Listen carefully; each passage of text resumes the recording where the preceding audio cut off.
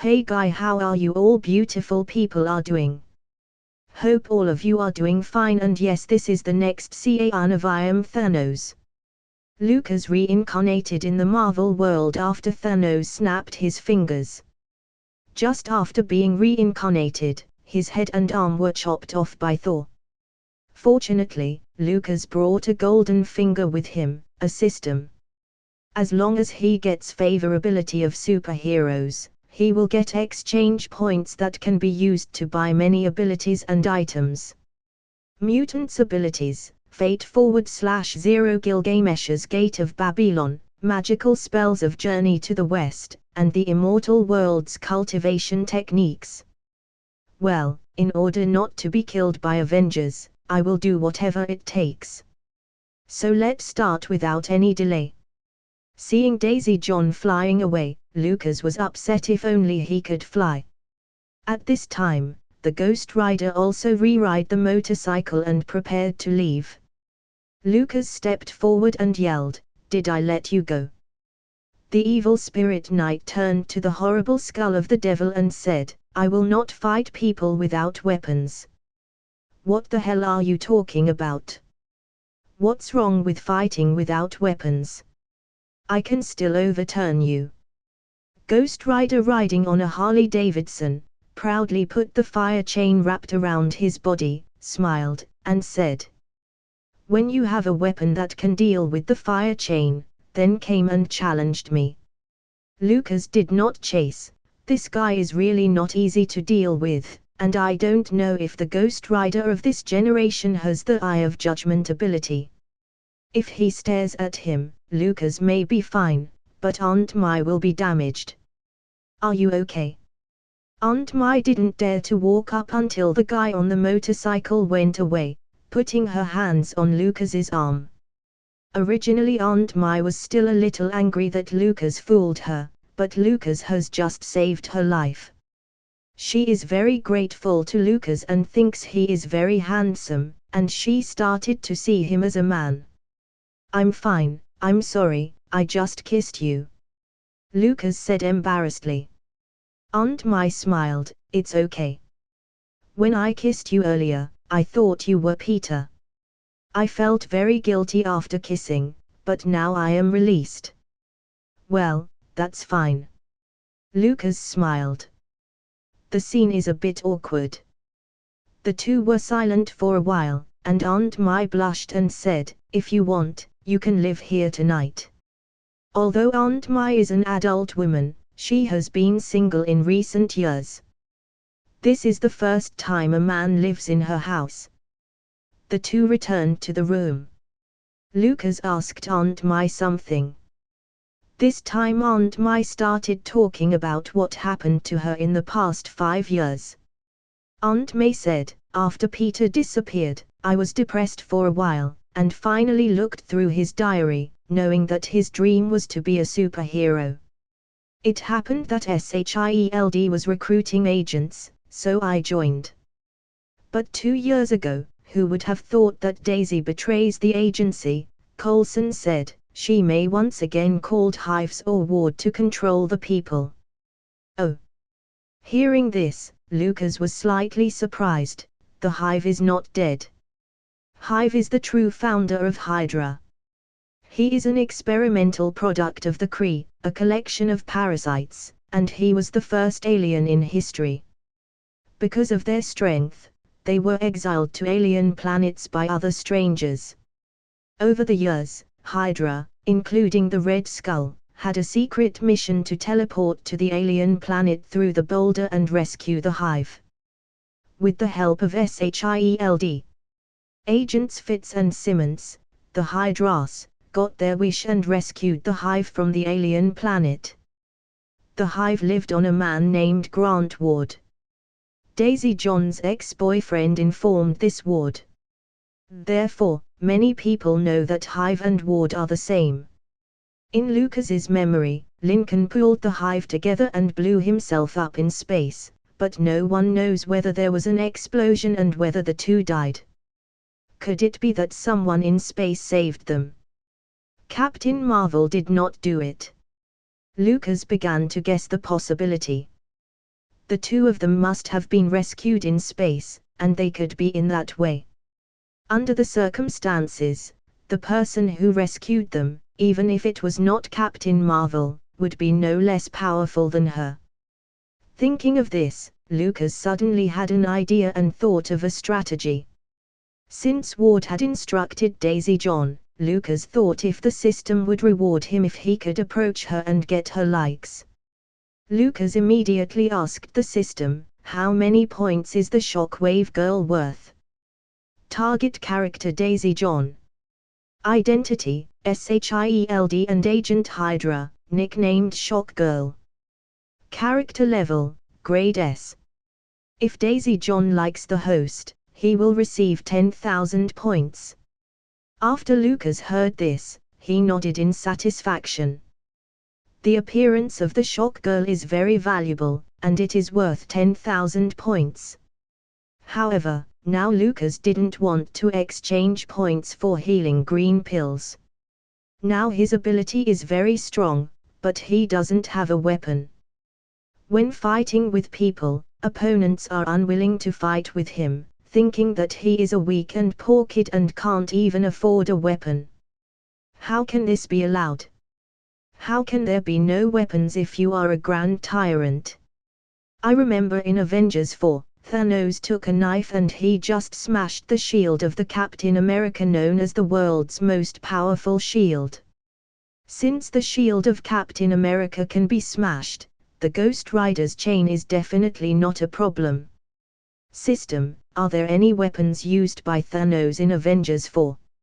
I want to buy one. System, the name is the double-edged sword, which is worth 7,000 points. The host is currently there are only 3,000 points, which cannot be exchanged. It was called the double-edged sword, 7,000 points, isn't it too much? As long as you succeed in getting the likes of the Shockwave Girl, you can obtain it. Lukas quickly held Aunt Mai's hand excitedly and asked, "Aunt Mai, do you know where Daisy John lives?" When Lukas touched Aunt Mai's hand, she was still a little uncomfortable. Although it wasn't the first time that Lukas held her hand, he already did it earlier, and Aunt Mai did not know the true identity of Lukas at that moment. However, Aunt Mai did not refuse and moved her head. "I don't know where she lives, but I know she will definitely go to Phil Coulson next." Lukas nodded his head and said, "Can you tell me where Coulson is? Also, why is she looking for Coulson?" Aunt May hesitated, whether she should tell a stranger these secrets or not. When Lukas heard this word, he tried to make her talk, so he nailed her with a few words. "Oh, it turns out that your agent level is too low, and you don't know many secrets here." Daisy Johnson mocked Aunt Mai that her agent level was too low, and Aunt May was furious. Aunt Mai was mocked by Lukas again, but she was an arrogant person since she was a child, so naturally, she couldn't bear to be mocked anymore. Aunt Mai raised her head proudly and said, "Who said I didn't know? They looked for Coulson because of the Darkhold book that Coulson was hiding." The Darkhold book, this book seems to be a holy book. Lukas was slightly surprised. According to the legend, this book was written by an old god Cthulhu who fell into demon acts billions of years ago. The pages are empty, but the content inside will appear according to the reader's native language. The Darkhold book can be said to be an encyclopedia. No matter what kind of problem you have, here will give you the answer. Some people use this book to gain power, and they can directly create things in the periodic table of elements, and they are made out of nothing. They can be made out of thin air without any materials at all. Some people have used this book to make a robot that is no different from a human being. The robot has also created a new world through the Book of God and has completely transformed itself from a robot into an average human with emotions and thoughts. Therefore, no matter who reads this book, there will be gains, and the more influential the readers, the more powerful the created things. However, although this book contains many powerful black magic, its corrupting influence was powerful. Even a reasonable person will ultimately become a wrong person after using the Darkhold book, and Cthulhu will take his soul. Seeing Lucas's surprised expression, Aunt Mai was a little surprised. Do you know the Darkhold book? Lucas nodded, of course, but what I want to know is why the Ghost Rider is looking for the Darkhold book. The person how just left by the motorcycle. Aunt May said, after knowing that Hydra was looking for the Darkhold book of Cthulhu, Chief Coulson called Robbie over in advance and ordered him to protect the Darkhold book. Lucas understood why Robbie would also be involved. Why is Hydra looking for this book? Lucas asked. Aunt Mai said, Tony Stark sent you. He should have told you. What are the Avengers up to? Hearing this, Lucas was shocked. Accidentally fell on her leg and held Aunt Mai's hand. Lucas suddenly came up with a terrible thought. Could it be that you already know our plan? When Lucas said our Aunt Mai showed admiration on her face. You are also a member of the Avengers. Yes, we already know that you Avengers are going to go back in time, gather 6 gems, and reincarnated the other half of all humanity who have disappeared. I'm confused. We just had made this plan day ago, and people haven't known about it yet. Stark hasn't made the time machine yet. How did you know?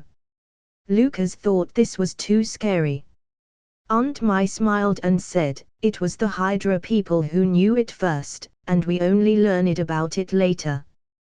Damn, the Hydra people are really in everywhere. It seems that Ant-Man, Captain America, Black Widow, Hulk, or he may have been followed by the Hydra people. You mean, the Hydra people, after learning about our reincarnation plan, began to look for the Darkhold book? What do they want to do with the Darkhold book? Lucas couldn't understand, but he knew what the Hive wants to do is definitely not a good thing. Aunt Mai sighed and bent her body slightly. At this moment, Lucas felt that Aunt Mai's breasts had become smaller. Aunt Mai said, they think that the reincarnation of half of the people who have disappeared is a great opportunity for Hydra. They want to find a way through the Darkhold book. When they use the infinite gloves, they can be reincarnated. Half of the people, all turned into Hydra people, were all linked into Hydra's thoughts. Oh my God, can they still do this? Lucas also thought it was a bit wild, and the Hydra people were too daring. After thinking about it, my ambition is too big, and I actually have to take advantage of the opportunity of reincarnating half of the people and stop them all from turning into Hydra people. After all, there are already more than half of the Hydra on the Earth, and by making half of the universe Hydra followers, they can rule the whole universe by Hydra. This Hive really dares to think about it. Lucas was shocked and quickly squeezed Aunt Mai's hand again. Aunt Mai, tell me where Coulson is. The Darkhold book must not fall in their hands. Aunt Mai hesitated a little, but when she remembered Lucas risking his life to save her, she told him the answer. Director Coulson's stealth plane was parked on the seashore of South Beach. The plane is invisible. They shouldn't be able to see it. Don't go over there now. If they were watching my house and follow us, we would be showing them the way. Lucas smiled, but he didn't expect Aunt Mai to be considerate. However, even if he didn't go to Coulson, Lucas planned to go out and find Daisy for the points by becoming like Grant Ward. Daisy has worth 10,000 points. After receiving these 10,000 points, Lucas can buy Thanos' double-edged sword in Avengers 4. Oh, no, it should be called the Tyrant Butcher. Lucas came with a plan and said, Aunt May, I now need to turn into the leader of Hydra to get close to Daisy and must know Hydra's plan. Their plan is likely to affect our plans for the reincarnation of the Avengers. I have to take a closer look." Aunt May also stood up, a little wary. Although she met Lukas a few hours ago, and the two had kissed for 10 minutes, they had also experienced such a battle of life and death. Aunt May walked Lukas to the door and smiled, and said, "You are welcome to come again at any time, Lukas." Lukas nodded and waved goodbye to Aunt May. Later, Lukas imagined Grant Ward in Agents of SHIELD and transformed to it again. After the transformation, he looked for Daisy's locations in different places. Lukas walked to the American Airlines Center Arena in downtown Miami. This is the home stadium of the Miami Heat, but unlike the previous life, this arena seems a bit abandoned. Lukas found out that the light inside was still on, and out of curiosity, he walked in. He opened the damaged door by pushing. As soon as Lukas walked in, he saw a sexy girl holding a basketball, jumping with the ball from the midfield position, and then flying directly to the basket to dunk. She was the Daisy that Lukas was looking for. "Dad," Daisy said in shock. Lukas stood at the door, clapped his hands. His face was serious, with only a slight smile on his face. After seeing her father, Daisy's face was horrified, and she hurried over and said respectfully, "Hail Hydra! Long live the Hydra!" Hearing these words from Daisy, Lukas couldn't help but remember that when he was watching Avengers 4, Steve's team traveled to 2012 and said this sentence to a SHIELD agent who was a Hydra in the elevator. There was a burst of laughter, and there was clapping. This sentence not only seemed very intelligent and allowed Steve's team to get a gem but also made the scene unforgettable. Hail Hydra! Lukas looked just like Ward. He was the leader of Hydra, and naturally, he had to say something to convince Daisy that her father is back. Lukas scolded very seriously, "Daisy, I ordered you to find the location of Coulson and the Book of Darkhold. You are playing with your superpowers here." With panic on her face, Daisy explained, "I'm sorry, I'm looking for Coulson here. I just want to rest and play a little bit, and I won't be so careless anymore. Please forgive me."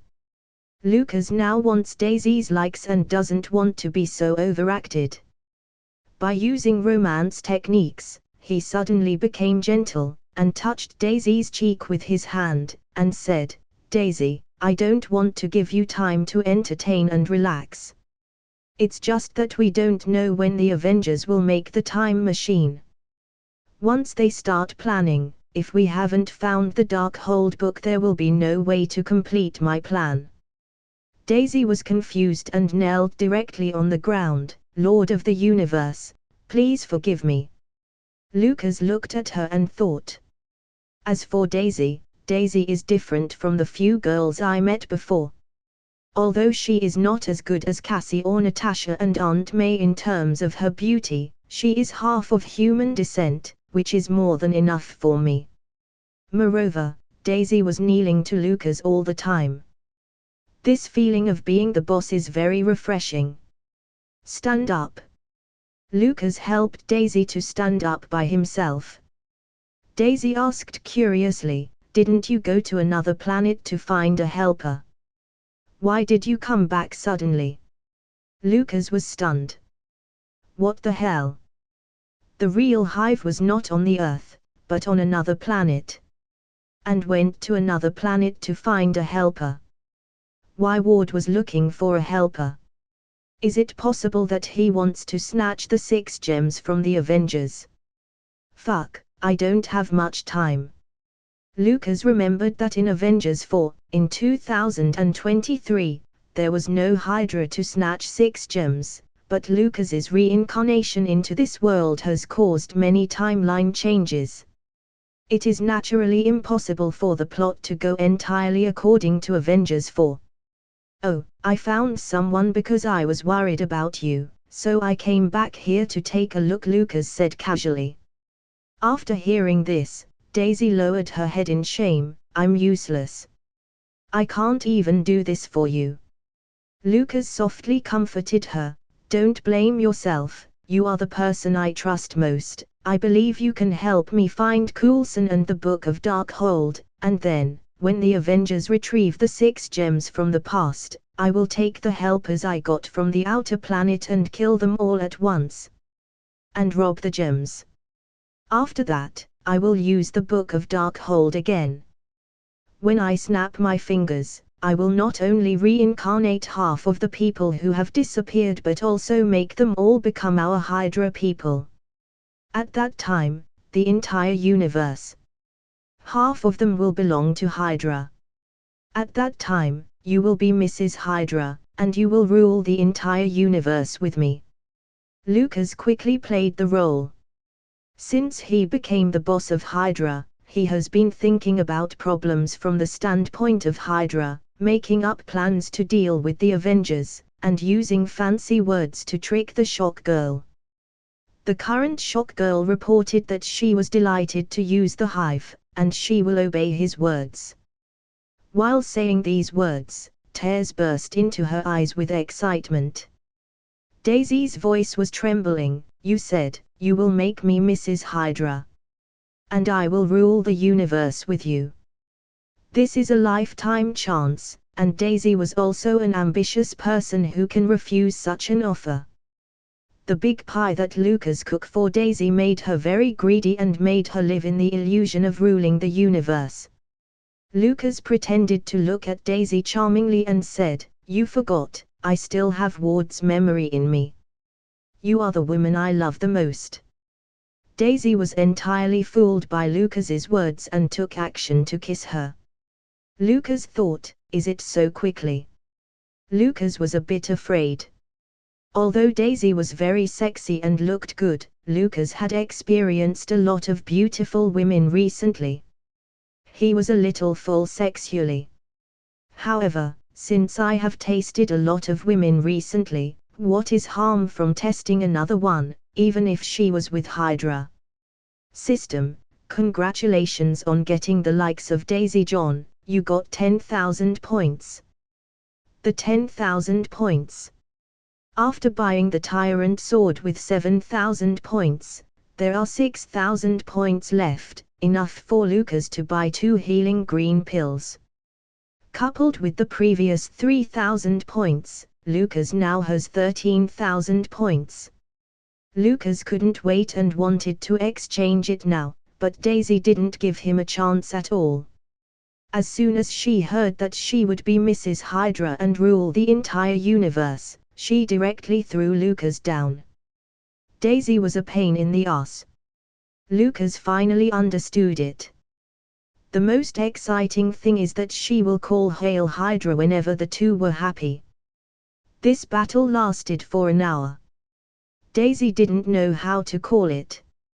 Hundreds of thousands of sound Hail Hydra, to gain her like Lukas was very helpless.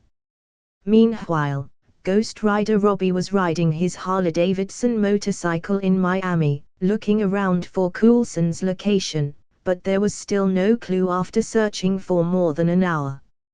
Meanwhile, when he came to South Beach, his face had changed from a skull to a usual look, and the fire on his body had disappeared.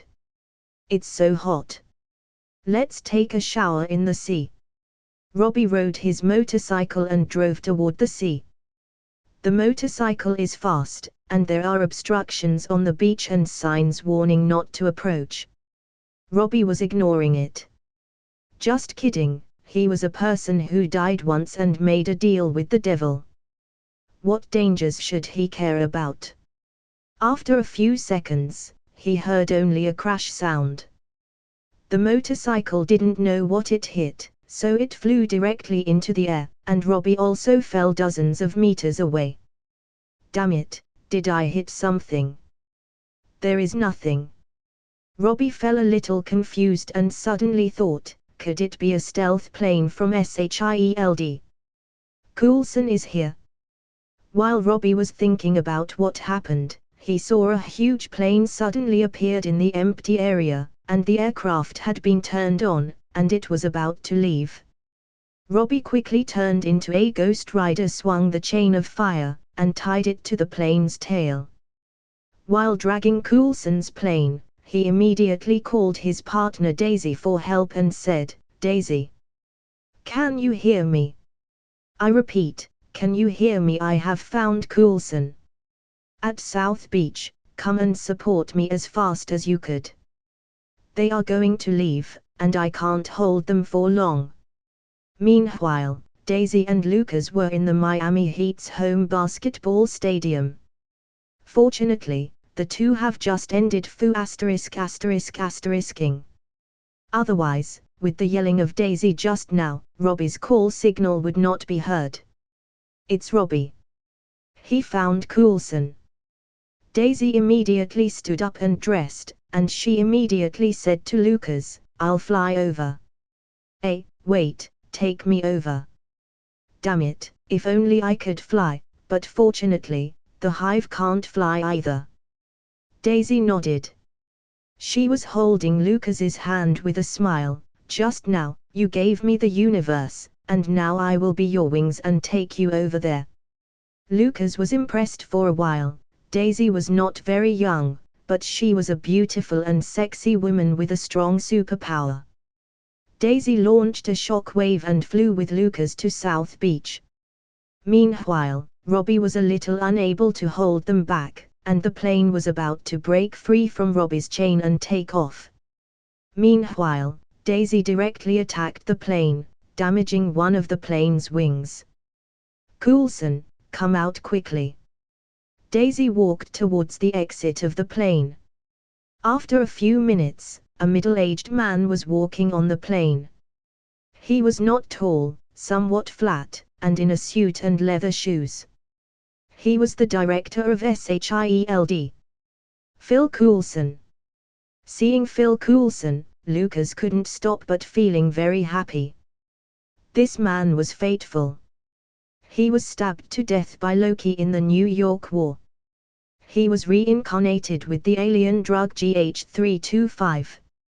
After his reincarnation, he was evil again.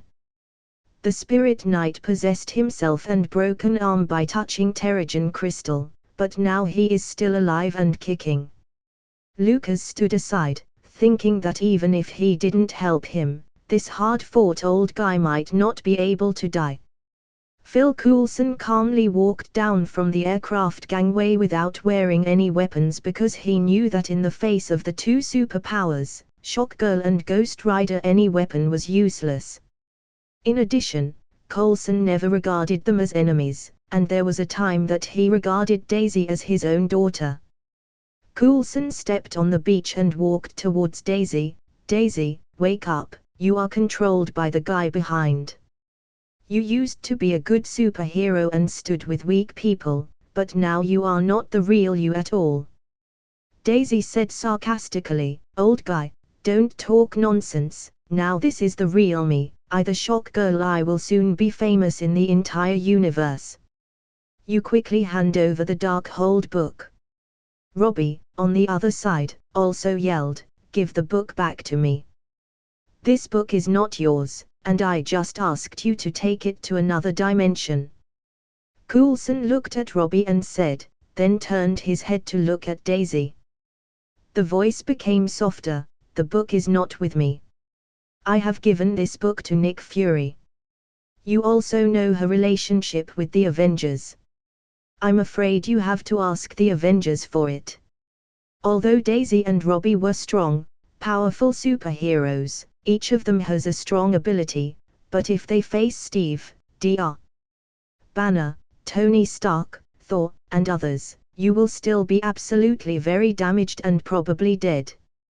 After hearing Coulson's answer, Daisy John sneered, "Do you think I would believe you?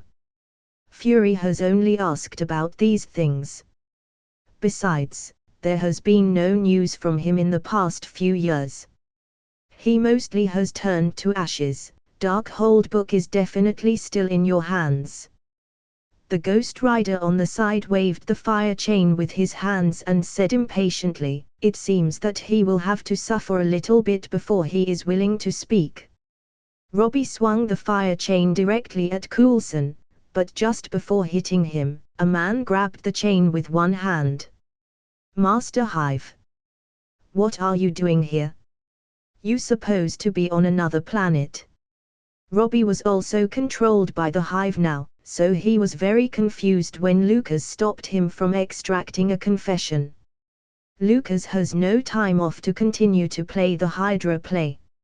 It is too dull, and from time to time, he has to bear the risk of being pressed under Hydra's weak body to fight.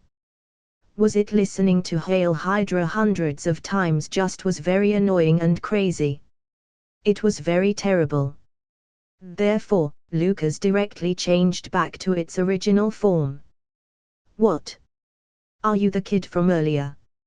Robbie was surprised. "Not you again, and you are a very annoying kid." The most shocking reaction was from Daisy. She was so angry that her body starts automatically make some shocks and said angrily, "You bastard, pretending to be Lord Hive, and you gave me. How dare you to take the form of Lord Hive?" "What? You and he did what?" Robbie was stunned again when he heard it and said slightly, "Why didn't you follow me?" Lukas said quickly, "Daisy, I have to make this clear. I just flattered you. And you carried away with your desires. I didn't force you to do anything. It all was in your acceptance, right? Do you think I like to hear you saying 'Long live the Hydra' 400 times? You shameless." Daisy was about to explode with anger. When she remembered that she had just performed so hard to please him, she was ashamed, so she made a hole in the beach with a punch to get relief a little bit. "I'm going to kill you," Daisy told Lukas. She put out her hands and launched a shockwave to attack Lukas. Meanwhile, Robbie also used the chain of fire and attacked Lukas. "Run!" Coulson knew the power of the two people well. Coulson was about to run with because he was worried about Lukas's safety, but he was thrown aside with a bit of effort by Lukas. "What is the director of S.H.I.E.L.D. doing? Please don't disturb me while playing with them," Lukas said. Lukas grabbed the chain of fire with one hand and resisted Daisy's attack with the other hand. "Oh my god, is he also an alien? Why's the director of S.H.I.E.L.D. His job is to deal with those with superpowers, and he didn't know Lukas at all, which made Coulson feel very embarrassed. His strength is so powerful, why did I never know about him?" Although Lukas showed strong power, Robbie still refused to fight him. "Without weapons, you will always be the one who eats the chain. Look at the next move." Then, Robbie waved the chain of fire to Lukas again. "Who said I don't have weapons?" Lukas yelled and immediately bought a Tyrant Butcher sword from the system for 7,000 points. System, congratulations to the host for acquiring the artifact's double-edged sword and also known as Tyrant Butcher sword. This weapon is specially made for Thanos and produced on the planet Nidavellir. It is made of the most powerful material in the universe. Oh! This is Thanos's most potent weapon. Oh, the Tyrant Butcher sword, like Thor's storm axe, is from the Nidavellir planet of the dwarf race. No wonder it is so powerful. They saw that Lukas had a big sword out of thin air, and he slashed at the chain of fire that he swung at him. "See, a calm voice sounded, and Robbie's chain was instantly cut off. "What? It's impossible." Seeing that his chain was cut, Robbie panicked. Lukas used the Tyrant Butcher sword and said domineeringly, "Don't think that you are unconquerable when you have the power of the devil. In my eyes, the devil is a fart. Take it. Just earlier at Aunt Mai's house door, Lukas had been underestimated by Daisy and Robbie for having no weapons, making Lukas very angry. Now, he has to vent his anger. Using the tyrant butcher's sword, Lukas once again attacked Robbie. Robbie waved a chain of fire to resist, but the two weapons only had to be fought, and the result was that the chain of fire of Robbie was cut. Soon, the chain of 10 meters long was cut to the length of the nunchaku. Robbie held a small chain in each hand, and he was terrified. What kind of weapon is this? It's too powerful. Daisy. Robbie had to ask Daisy John for help. Daisy flew directly over and shook Lukas in the air. Sound of bell and whistle. Although Lukas couldn't fly like her, his speed and jumping ability were terrific. He took a sword and stepped directly on the plane, took off on a run-up, jumped straight to the same height as Daisy, and then swung at her. And he managed to cut her. Ah! Daisy was also knocked back, falling into the sea. Coulson, on the other side, was completely taken aback. This young man's combat power is insane. I'm afraid he won't lose to any Avengers. Being able to defeat the Shock Girl and the Ghost Rider so easily, Coulson felt that even Thor and Hulk could suffer a little bit in front of them. Both Robbie, Daisy, and Coulson realized the power of Lukas. They did not dare to continue to attack and stepped back a few steps, and Lukas was approaching them step by step. Robbie suggested, "This guy's weapon is too potent. We must destroy his weapon first. It will be easier to deal with him." Daisy also nodded. As long as the opponent has no weapons, Daisy can fight from a distance, attacking Lukas from a long distance, but Lukas must be close, plus contained by Robbie. The two have a chance to turn the defeat into victory. Why? You do not surrender yet. Lukas walked over with a giant sword. But it is a mercy that Lukas's height is only 1.8 meters, and the height of this sword is about the same as that of Lukas. If Thanos is more than 2 meters tall, he will look even more domineering. Lukas didn't want to reveal his true face for the time being, and it would be much safer if he shows his true face when he recovers 100% of his strength, and even if he could not find an opponent on Earth, there's still many planets with many superpowers. Daisy John, the Ghost Rider, looked at each other and then attacked together. HMPH, powerful. Lukas was very proud and directly swung the tyrant butcher's sword. The shock wave of Daisy John and the flame of the Ghost Rider hit the tyrant butcher's sword at the same time. Under these two powerful attacks, you can hear the ding and ding on the tyrant butcher's sword. But neither the shock wave of Daisy John's attack nor the flame of the Ghost Rider could make this sword a bit of damage. As you know, Daisy just broke the wings of the plane all at one attack, but now, against a sword, she can't do anything at all. Too fake. Even if it was Steve's shield, under our joint attack, it may be damaged at all.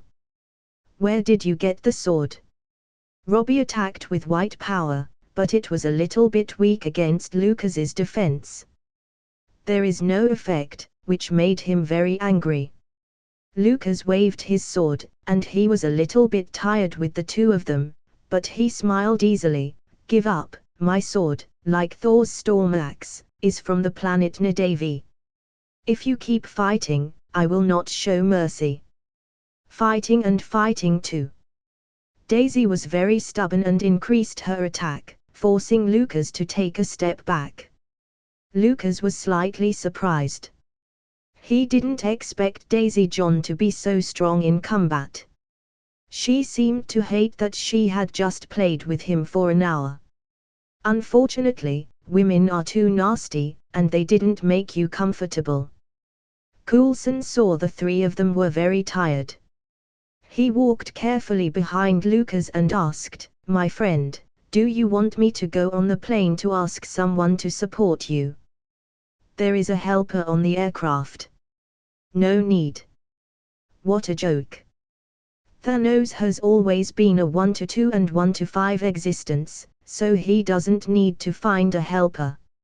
Now, Lukas only used 50% of Thanos' power, but don't forget, he still has 6,000 points that he didn't exchange yet. Lukas immediately said to the system, I want to buy 2 healing green pills. System, congratulations to the host for obtaining healing green pill. Do you use it immediately? Lukas, immediately. System, congratulations, the host has recovered 70% of its strength. For an instant, Lukas felt that his body was strong again. With 70% of Thanos' strength, facing any superhero on Earth shouldn't be a problem. Go to hell. Lukas suddenly used force again. Daisy John and the Ghost Rider couldn't bear 70% of Thanos' power at all. They all flew out, lying on the beach, puking blood, and fainted. Ha! Lukas walked to the 2 of them carrying a giant sword, and he was delighted to see that they were all defeated by him. At this time, Coulson rushed over and said, Sir Hero, please be merciful on them. They are not bad guys, and the Hive controls them. Don't kill them, please. Even if Daisy and Robbie were going to kill Coulson just earlier, Coulson wanted to protect them and asked Lukas not to kill them.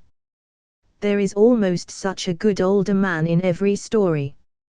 Lukas naturally knew that Daisy and Robbie had helped Shield many times and they had also saved the Earth. He had no intention of killing them both. After all, they are not doing it of their free will. Neither Thanos was a person who kills people just for fun. Thanos' most potent weapon, the Tyrant Butcher Sword, appeared in Avengers 3 but was never used. Even when he was fighting against the Avengers, he did not want to kill them. After Doctor Strange handed over the gem, Thanos took it and let them go, he and Iron Man. In Wakanda, the same thing happened for Steve's team, Thor and others. It was all about getting gems because his goal was to wipe out half of the universe's population. But in Avengers 4, Thanos showed its true strength. He also used his weapons to slash Steve's shield and beat the shit out of Thor and Iron Man. Because at this time, Thanos saw the result after snapping his fingers, even if half of the people were wiped out, the other half still missed the past, so in his mind, he wanted to restart the universe. Lukas remembered that when watching the premiere of Avengers 4, some viewers asked why there is so much difference between Thanos in Avengers 3 and Thanos in Avengers 4. I now understand the reason. Lukas smiled and said, do not worry, I will not kill your daughter Daisy and Robbie, but they are now working for Hydra, and they have strong superpowers. How do you intend to control them?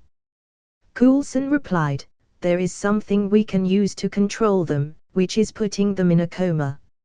It's like a medically produced coma. It was a way to imprison aliens. Oh, I remembered it now. It allows you to interrogate them anytime you want. It's better than killing them. I also remember that on your Hefeng number 1, there are also rooms dedicated to imprisoning alien races. They are made of aliens' adaptive materials, so even if they have superpowers, they can't get out, right? Lukas said.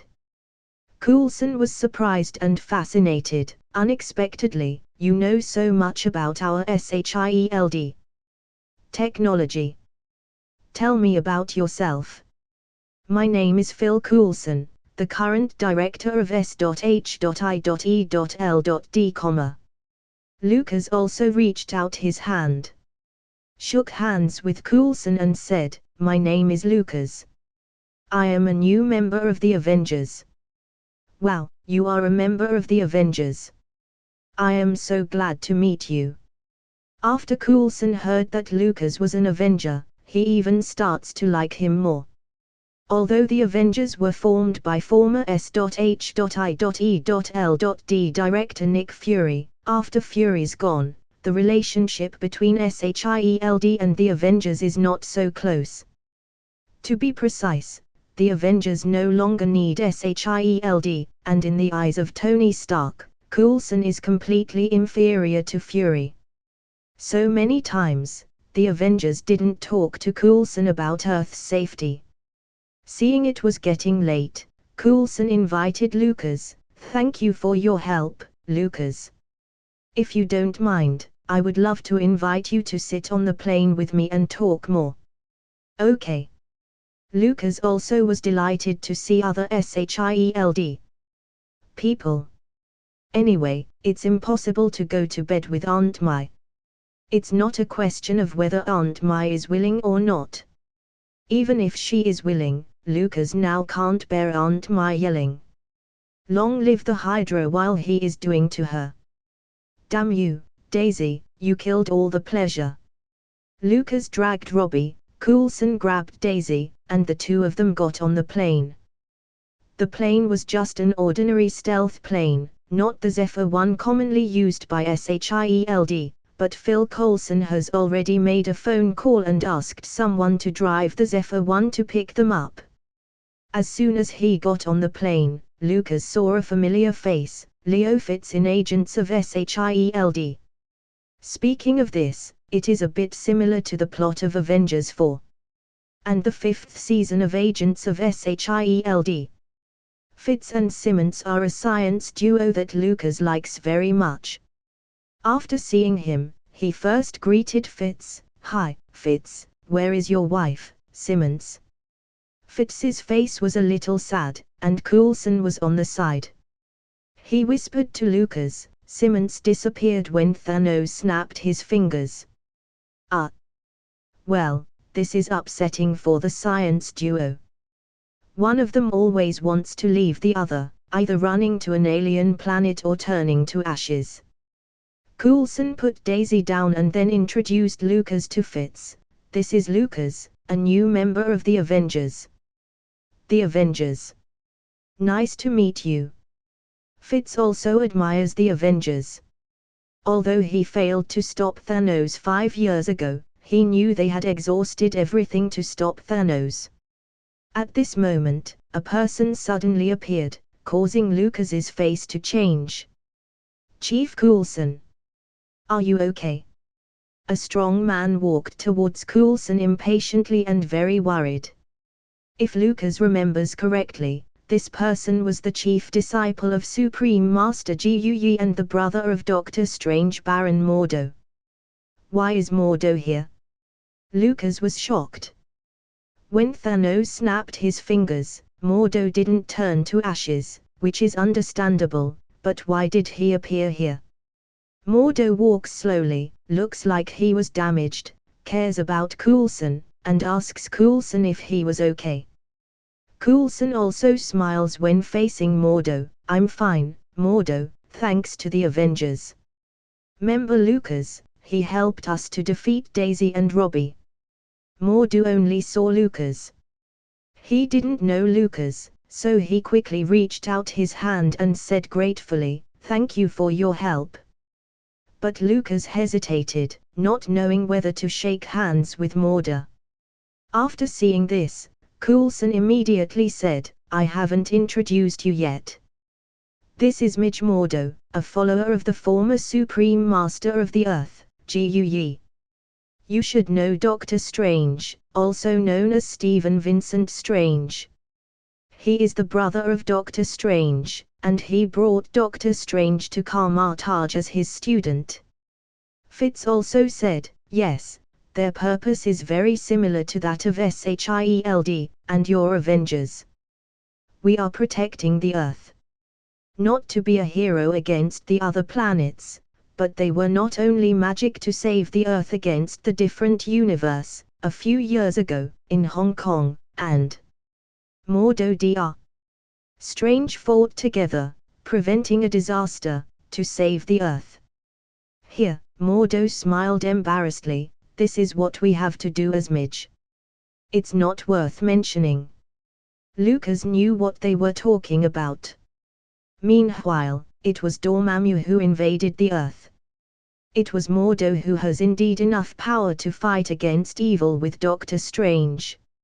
Although he was not as good as Doctor Strange, he has also offered a lot.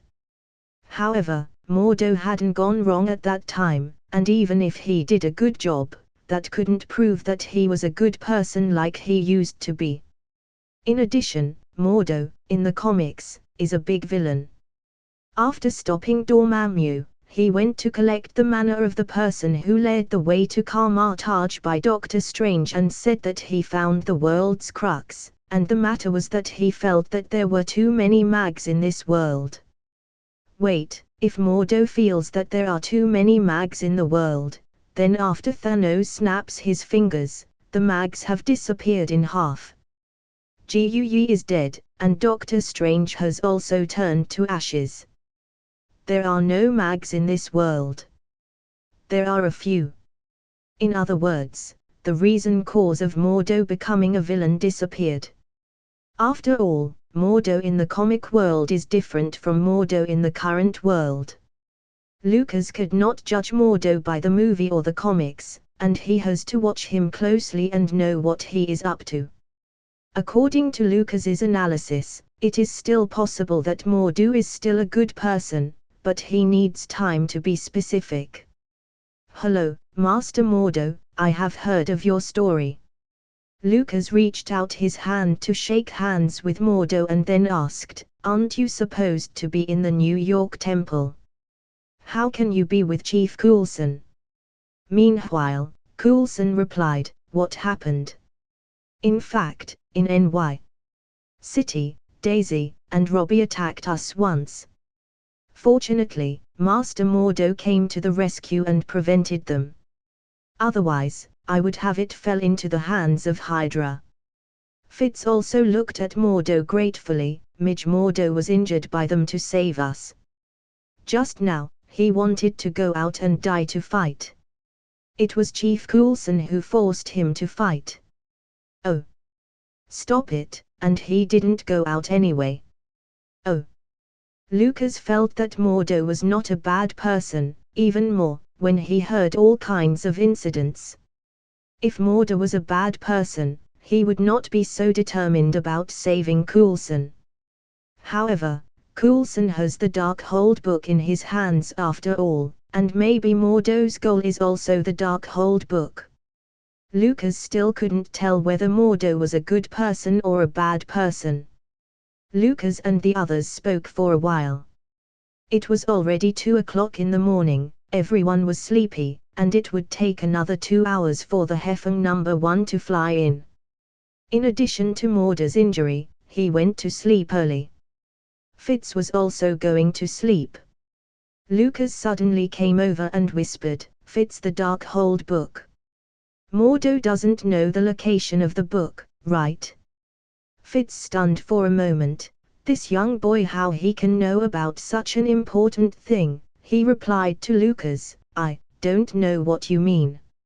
Seeing that Mordo and Coulson were not there, Lukas was also straightforward, and I want to remind Mr. Fitz, you are the smartest one in S.H.I.E.L.D. I want to remind you, Master Mordo, don't believe him easily.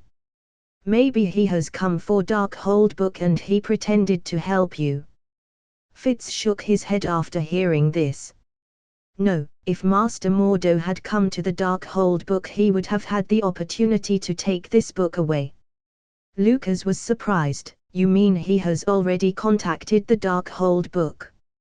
Fitz nodded, of course, we took the book and escaped to Miami together. With his ability, after getting the book, he can leave, but he didn't. He didn't only help us hide the book in a safe place and even continue to help us deal with the Hydra people, even at the dangerous parts of fighting. Lukas suddenly felt a little surprised. What the hell happened to Mordo? Did he say that Mordo has become a good person, The man who wanted to betray his friends cannot be good overnight. Lukas calmed down and said to himself, even if he was a bad guy, I could take him down immediately, but after hearing Fitz's words, he made Lukas hesitate and don't know what to do. Lukas asked Fitz, Mordo also knows that we the Avengers were about to reincarnate the disappeared half-universe. What was his opinion?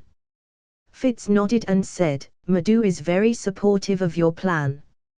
He also contacted Steve, saying that if it is useful to him, he can do anything, and to prevent Hydra from disturbing him, he has been helping us SHIELD and has formed a series of detailed plans to ensure that we can safely and completely retrieve the 6 gems from the past. Lukas was confused. Doesn't Mordo think there are too many mags in this world? If the dead half of the Midge is brought back to life, wouldn't it be against his ideas? It seems that I have to stay with them for a while to oversee this Mordo. Lukas secretly said, anyway, there is nothing else to do now. Stark will take a while to complete the time machine. At 4 o'clock in the morning, they finally arrived in Hefeng number 1, and Lukas followed Coulson, Fitz, and Mordo to transfer Daisy and Robbie together. Then they flew to another city. Lukas stayed with them for more than a week. During this time, he helped the agents of SHIELD. After staying with them for a while, Lukas found that Mordo was working hard. Even if he was injured, he gave all he had for us. It seemed that he wanted to prevent the Hydra from interfering with the Avengers' plans. A week later, they returned to NY City. Mordo also said goodbye to Coulson and others. I have to go back to the temple, guys, I'm sorry I can't fight with you anymore, but if you need my help, you can find me at any time. Now, Gui and Steven are gone. There is no Supreme Midge on the Earth. The duty fell on me, and I must take the responsibility. Mordo said sincerely, and Coulson, Fitz, and others were unfortunate. Coulson and Mordo gave a deep hug. Mordo, thank you for appearing in our hard times and fighting with us. If you need anything, contact us, and we will stand with you in the face of all threats. Now you are the only wizard on Earth who can resist other evil forces. You are as great as the Avengers. Mordo smiled. This is what I should do. When Lukas looked at Mordo, his expression was still very serious, unlike the others who completely trusted him. However, in the past days of getting along day and night, Lukas did not notice anything unusual about Mordo. Coulson's words reminded Lukas suddenly of Dormammu, who had invaded the Earth and was forced back by Doctor Strange. Lukas immediately continued and asked, Midge Mordo, now Gui Midge and Doctor Strange are not there. If Dormammu invades the Earth again, what should we do? I have not doubted your abilities at all, but there were Gui Midge and Doctor Strange back then. There was also a time gem, so it was possible to fight against Dormammu, but now the time gem is destroyed. Lukas meant that Mordo couldn't fight against serious threats. Hearing Lukas's words, Mordo reacted with a smile. I understand what you mean, Lukas, but you don't have to worry. Dormammu promised Doctor Strange that he would leave the Earth and never come back again, so we don't need to worry even if there is no time gem now. Dormammu will not do anything. Lukas nodded. Mordo, it also makes sense. A character like Dormammu will not turn back. After, Mordo separated from everyone and walked into the NY Temple. Meanwhile, Lukas suddenly received a call from Tony Stark. Hey, Tony, you must have good news to tell me. Although Lukas and Tony only met once, during this time, every day, Lukas was sending messages to harass him. No way, the popularity of Iron Man in the world was too high. Lukas was also one of the fans. Now he was reincarnated in the Marvel world. How can he not become good friends with him? Tony said on the phone, before telling the good news, I want to ask you, what you have done to the thing that I asked your help with. Peter's aunt is happy, isn't she? I have done very well. In the past few days, Aunt Mai was delighted. Lukas said with a smile. Tony said, then why did she call to scold me? Wasn't your transformation ability outstanding? How did she recognize you? Aunt Mai called and scolded Tony a lot. Lukas was a little embarrassed. This is a long story. I only showed my true face to save her life. You still have any good news? Tony said, forget I have made a machine that arbitrarily travels to a certain point in the past. We can already start the time-space traveling plan, and we go back in any time we want. Lukas is also very excited. Tony is Tony, he is a genius, he built it in such a short time, and the ultimate plot of Avengers 4 is finally about to be staged. Lukas was very excited and replied to Tony, Tony, Steve, and I will be waiting for you at the Avengers building. When you arrive, we will officially start planning. Lukas hung up the phone, and he was looking at the NY temple in front of him. He still felt a little worried.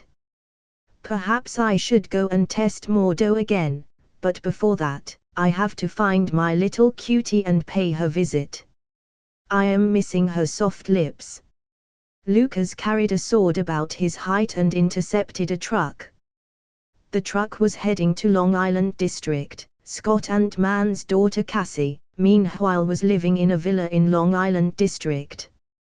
Long Island District has always been a world-famous wealthy area. The Gold Coast has a beautiful environment and good public security. Since the world has lost half of its population, living in a mansion in a wealthy area is not out of reach anymore for ordinary people. Many poor people lived a good life after Thanos snapped his fingers, while ordinary people went a step further and became rich people. For some people, Thanos has indeed done good things. If the Avengers made a vote on whether to reincarnate the other half of people, Lukas believes that many people will choose to vote against it because they do not want to lose the superior life they have now. In addition to these 5 years, some people who have lost their wives or husbands already have new loves. If they suddenly reincarnate their last things, how can be any balance? In Avengers 4, after Hulk snapped his fingers, the movie showed some beautiful pictures, making the audience feel, great, everyone is back, but in fact, there will be after these people came back a mess.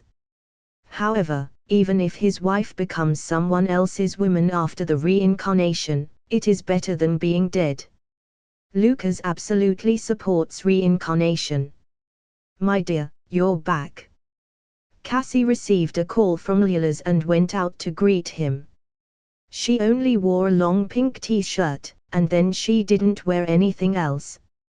Of course, the position of the t-shirt was probably on her thigh, and she was wearing long leg warmers. After the two met, Lukas kissed her first. Nothing is better than kissing a young girlfriend. Aunt Mai and Natasha could not be compared.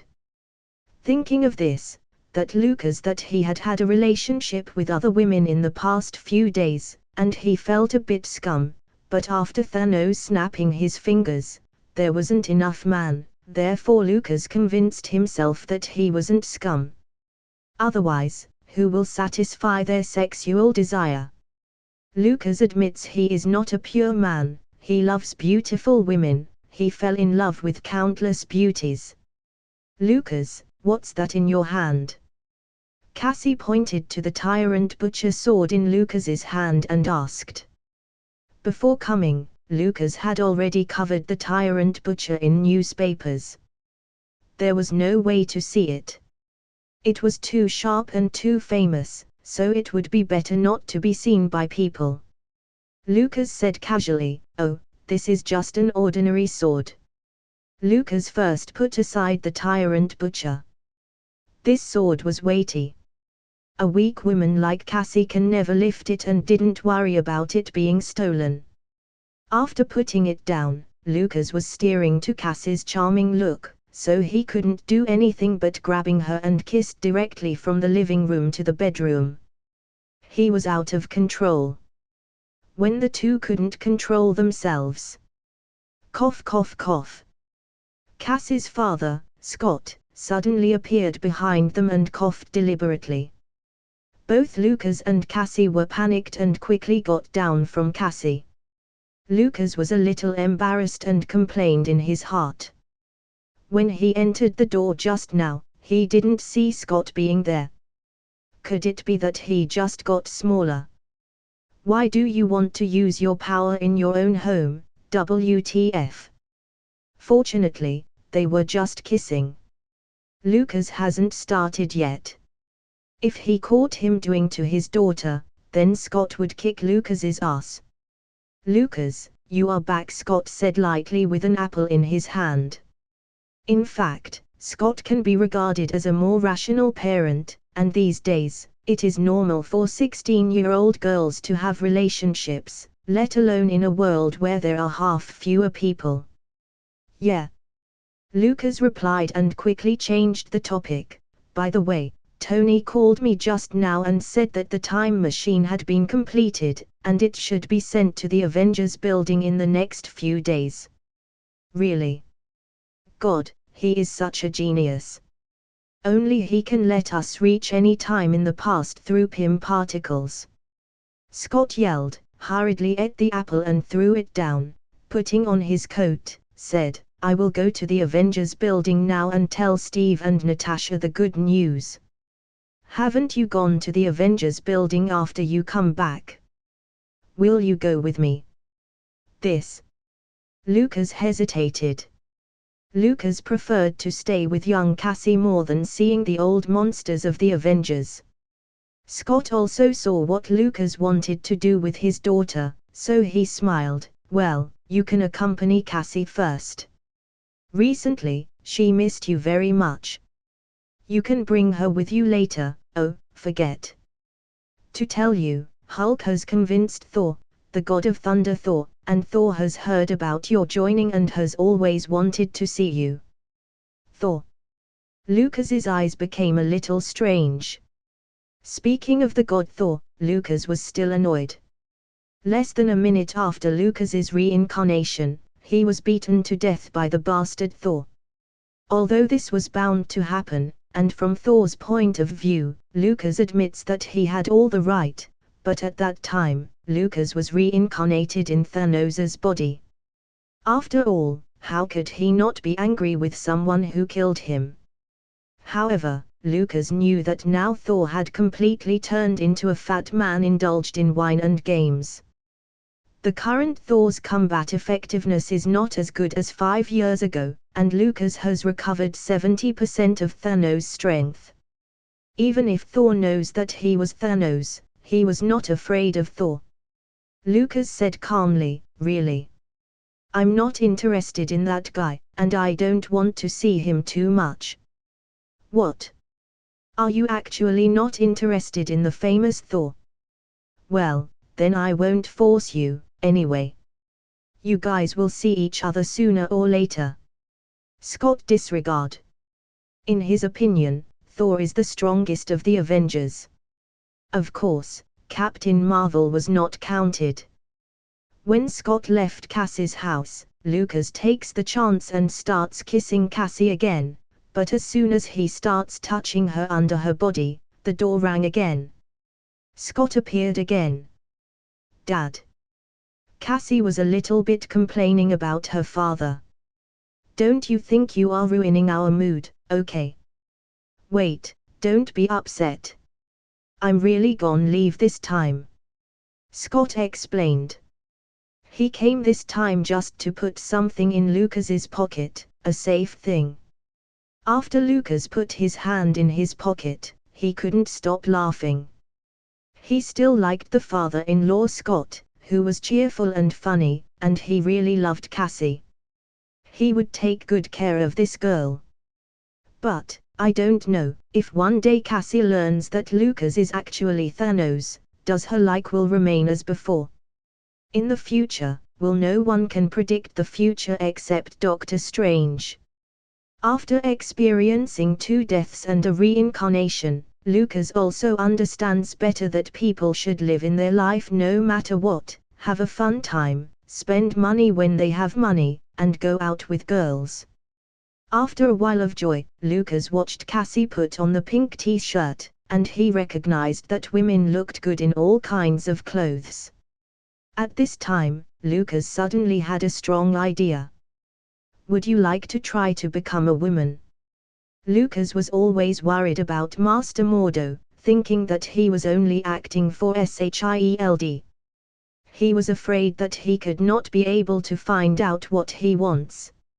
If he becomes a woman, Mordo will be much less worried. At least he will not guess that it was Lukas. Which woman did he have to become to convince him?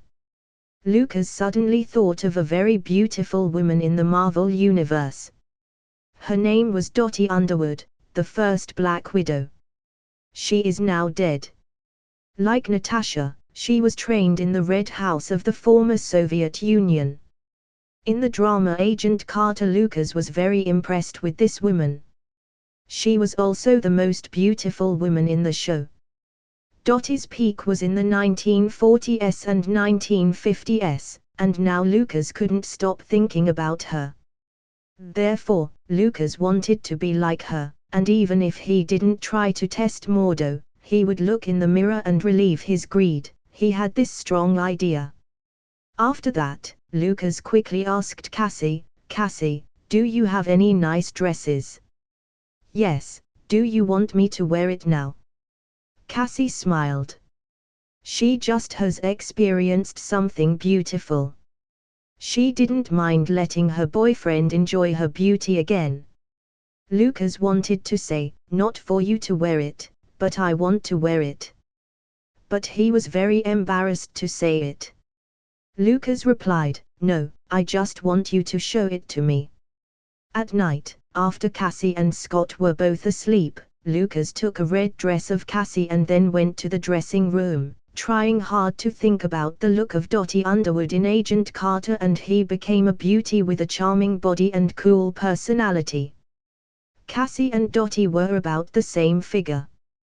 Wearing Cassie's red dress, Lukas looked in the mirror and couldn't help drooling. "She's so beautiful, Dottie.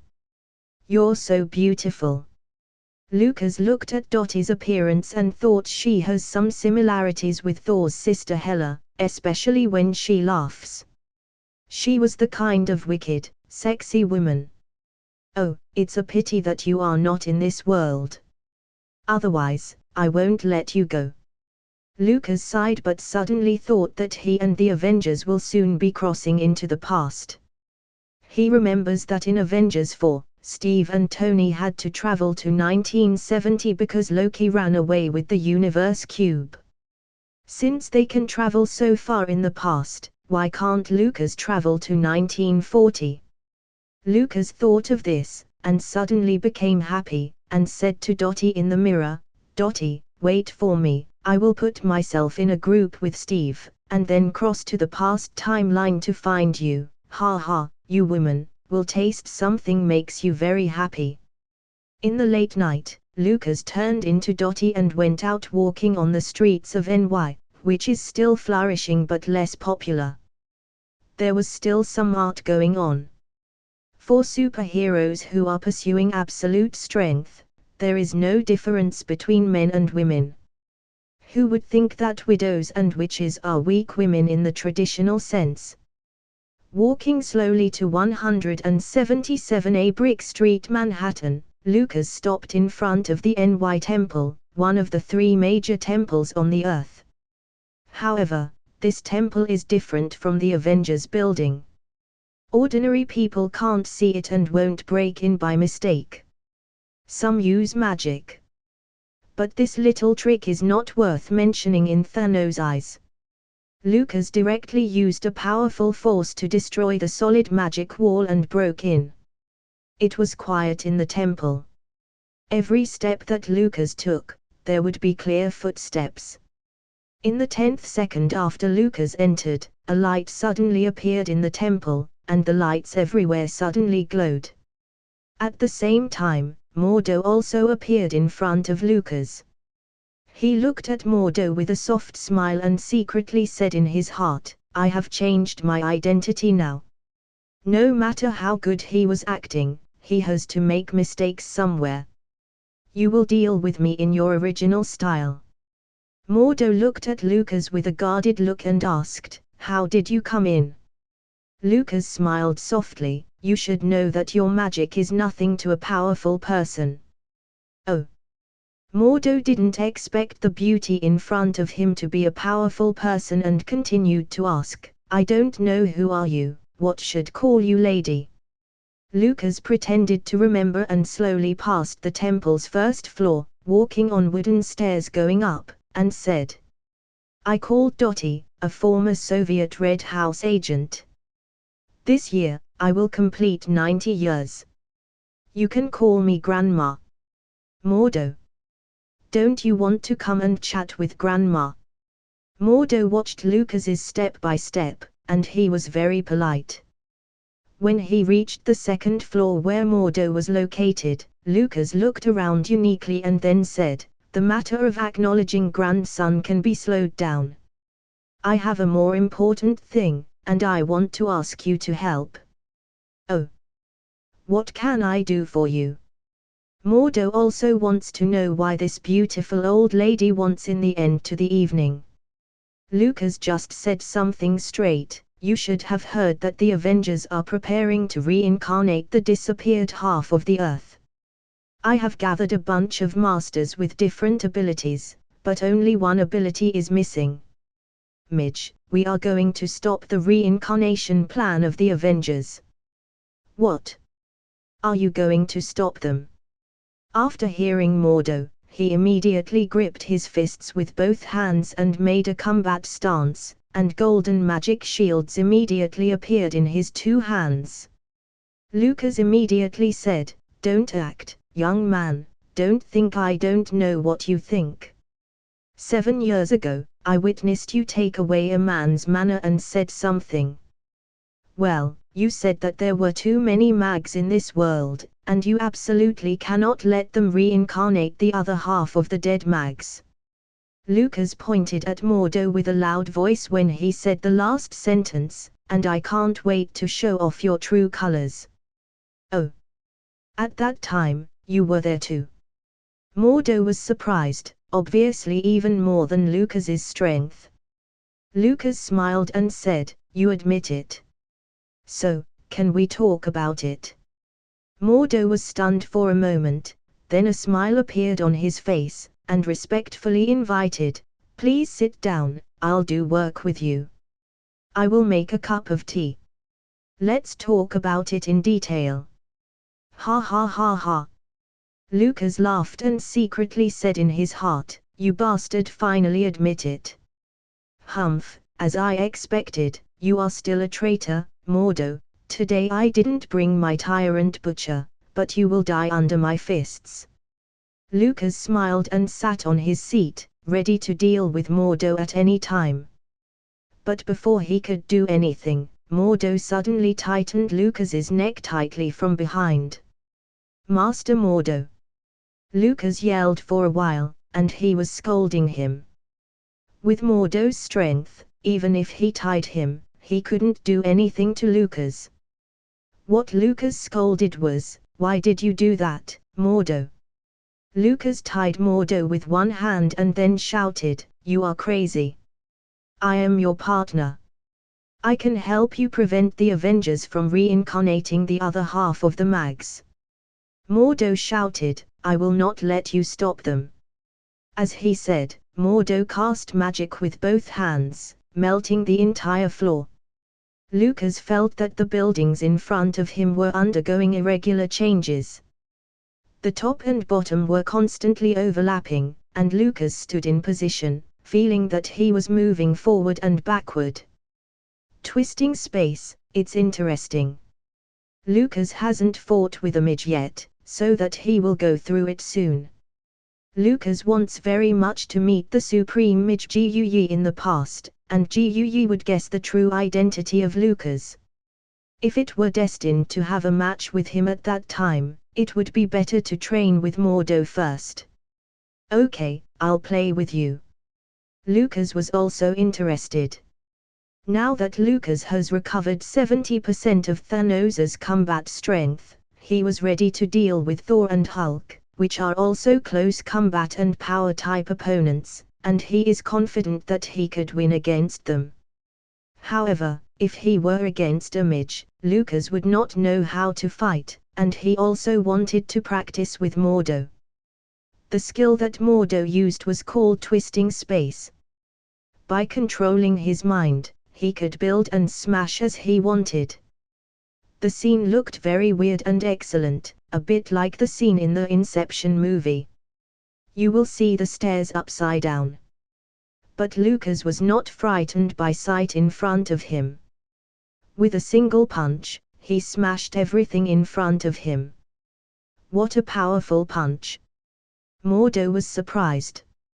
He didn't expect an old, weak woman to have such terrifying power, which changed his previous opinion of the Red House.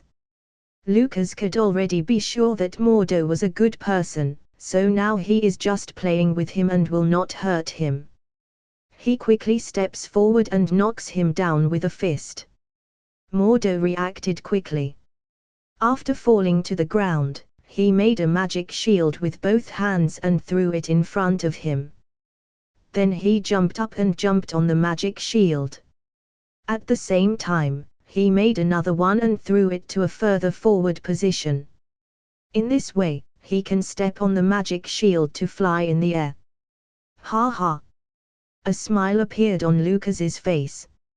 It seems that in the past 5 years, Mordo's magic training has not been wasteful, and there are more tricks, much more potent than the Mordo in the movie that Lukas knows.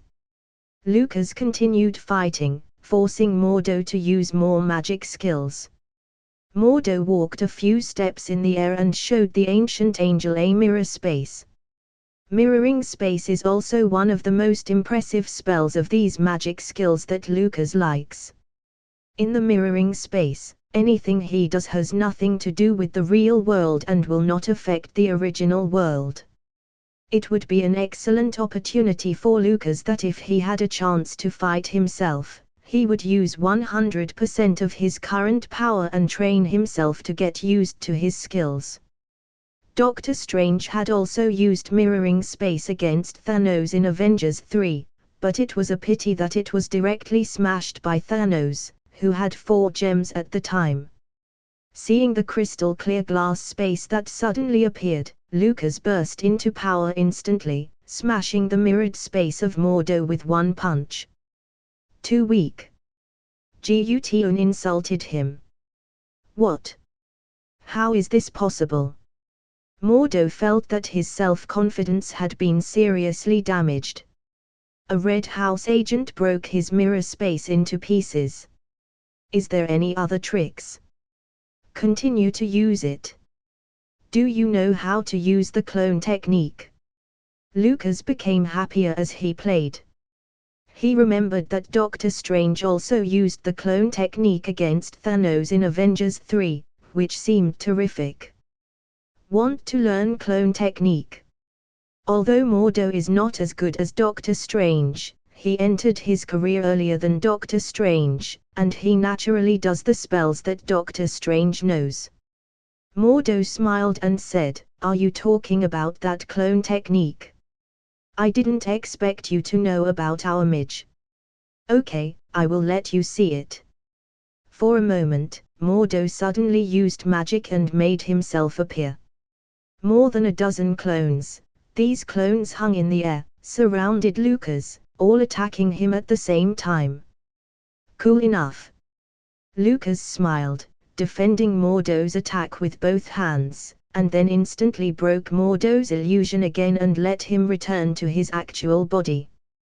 Mordo fell heavily to the ground and no longer could cast any magic. I can't defeat you. You can kill me if you want. But I won't help you stop the reincarnation plan of the Avengers. Is that all you got? Lukas hasn't warmed up yet. Unfortunately, after all, it's not good to possess a powerful strength.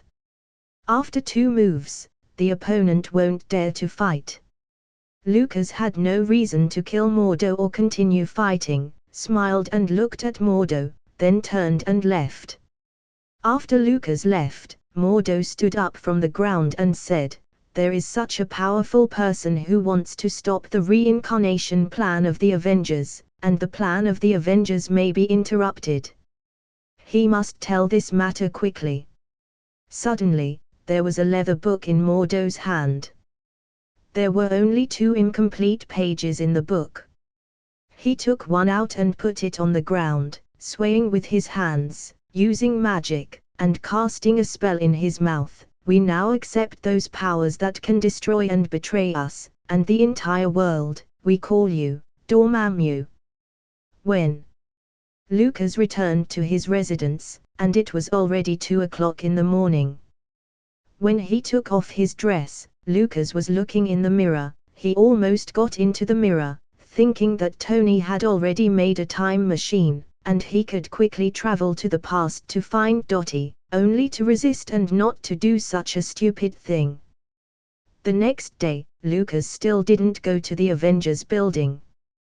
He didn't want to see Thor, so he was thinking about when Tony would come over and when the official meeting began, and he would go when the meeting starts. However, Tony said he would be in the Avengers building in the past 2 days, but they waited for him for a week, and he didn't come. The impatient Steve and Hulk did not wait any longer. They test the quantum field experiment first. Lukas heard that they put Ant-Man Scott into the quantum tunnel and traversed back several times. There were baby ants. People, Ant-Man in youth and Ant-Man in old age. Ant-Man was also disappointed with Hulk. Fortunately, the one that they were waiting for finally returned to the team. In the ancient Tenjin and Kathy Bear Mountain Lake boating one afternoon, Ant-Man suddenly received a phone call. Tony has finally arrived, and he was holding Steve's shield in the Avengers building. Hearing that Tony had come, Lukas knew that their reincarnation plan had officially begun. He and Steve, the 2 of them, settled their suspicions. In Avengers 4, Stark returned Steve's shield when he officially joined the Avengers again. Meanwhile, Lukas and Cassie were walking on the peaceful lake, enjoying the beautiful view of nature. Scott's phone call disrupted this peaceful and sweet moment. Lukas grabbed Cassie's hand and said, "My dear, we should leave here." Lukas and Cassie had already agreed that once the Avengers officially started their reincarnation plan, they would send Cassie away. NY. This city is too dangerous. In Avengers 4, after Thanos and his spacecraft were fallen with Pym particles, all the people in the spacecraft are teleported here through the quantum realm, and then they destroy the Avengers building. The entire NY was fallen into hell. Lukas would naturally try his best to prevent this from happening again, but in any case, he couldn't let Cassie stay here. It was too dangerous.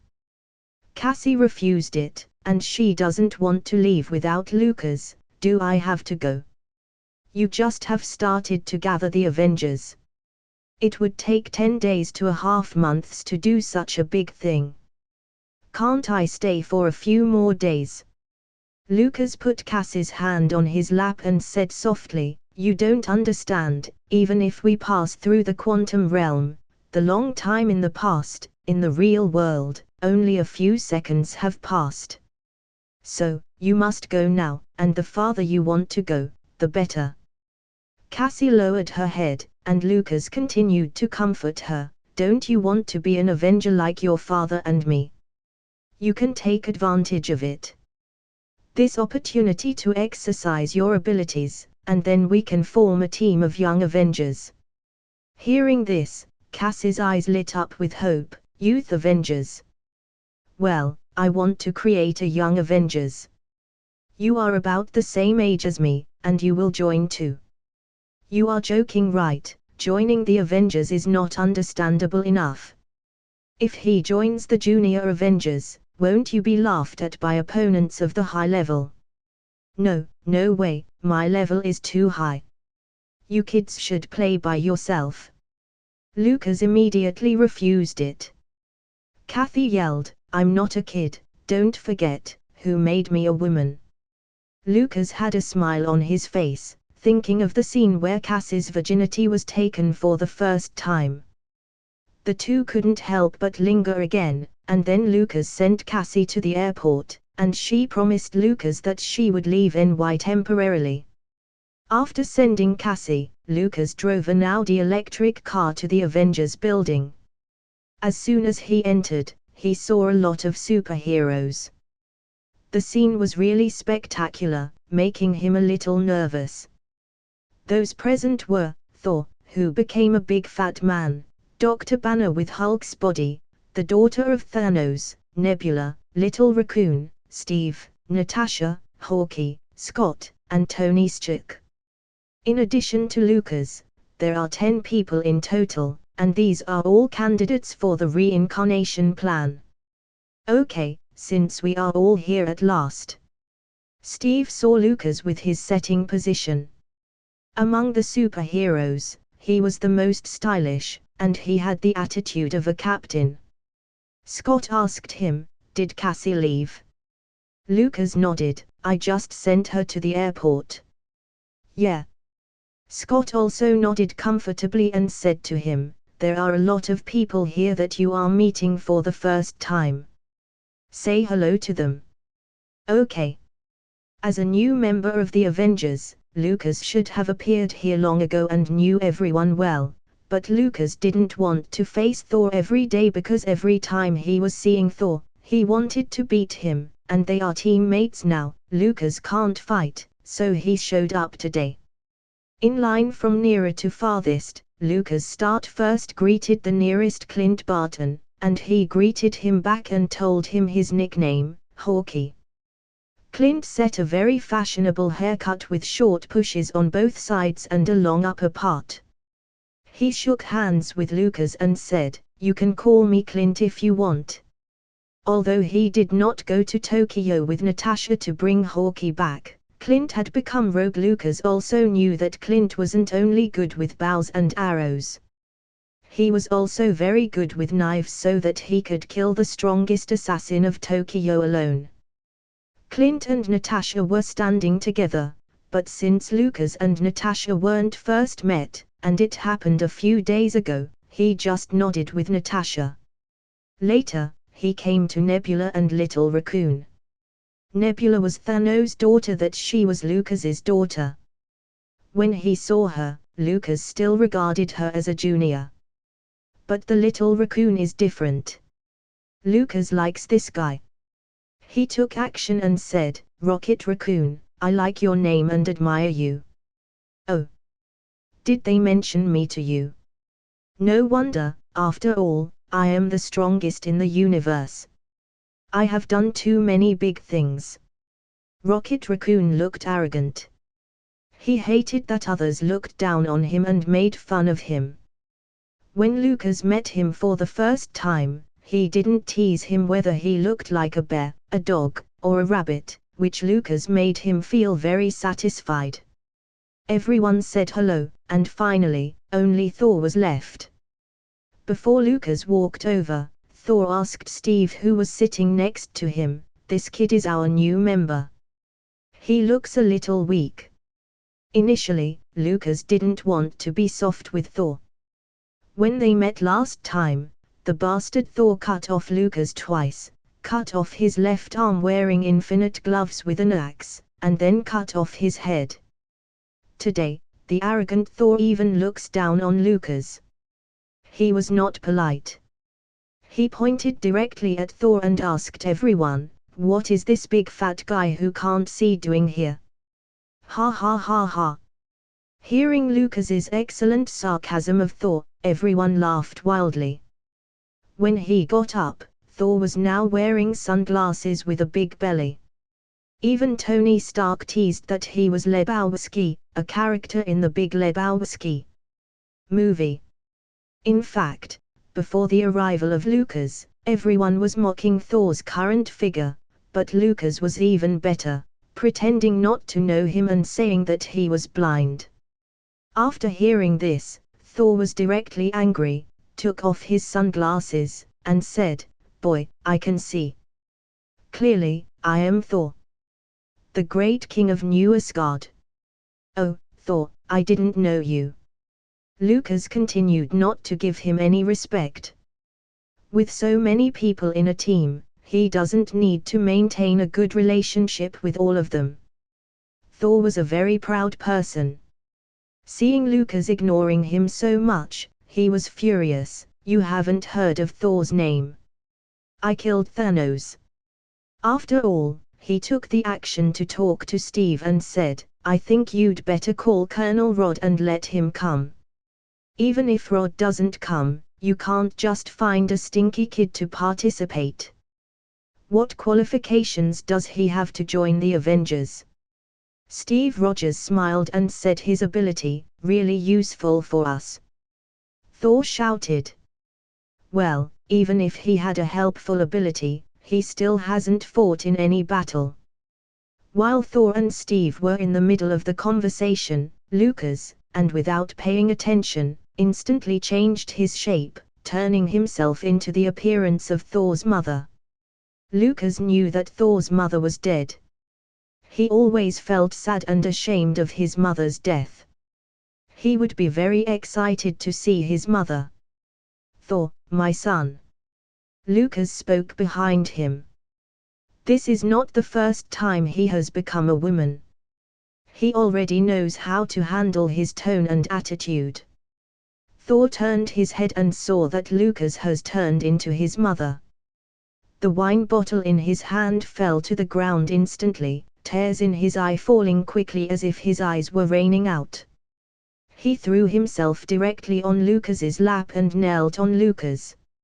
In front of him, he yelled, "Mom, Mom, I'm sorry, I didn't stop you from being murdered. It's all my fault." I don't know if his brain is not clear from drinking or he misses his mother so much. Like Thor, he didn't even suspect that this wasn't his mother but a fake person. The others were all looking in their eyes and holding back their smiles, but because Thor's expression of love for his mother was so loving, everyone was holding their laugh. At this moment, he suddenly changed his appearance into Loki and asked Thor, who was kneeling in front of him, "Brother, what are you doing? You finally surrendered to me.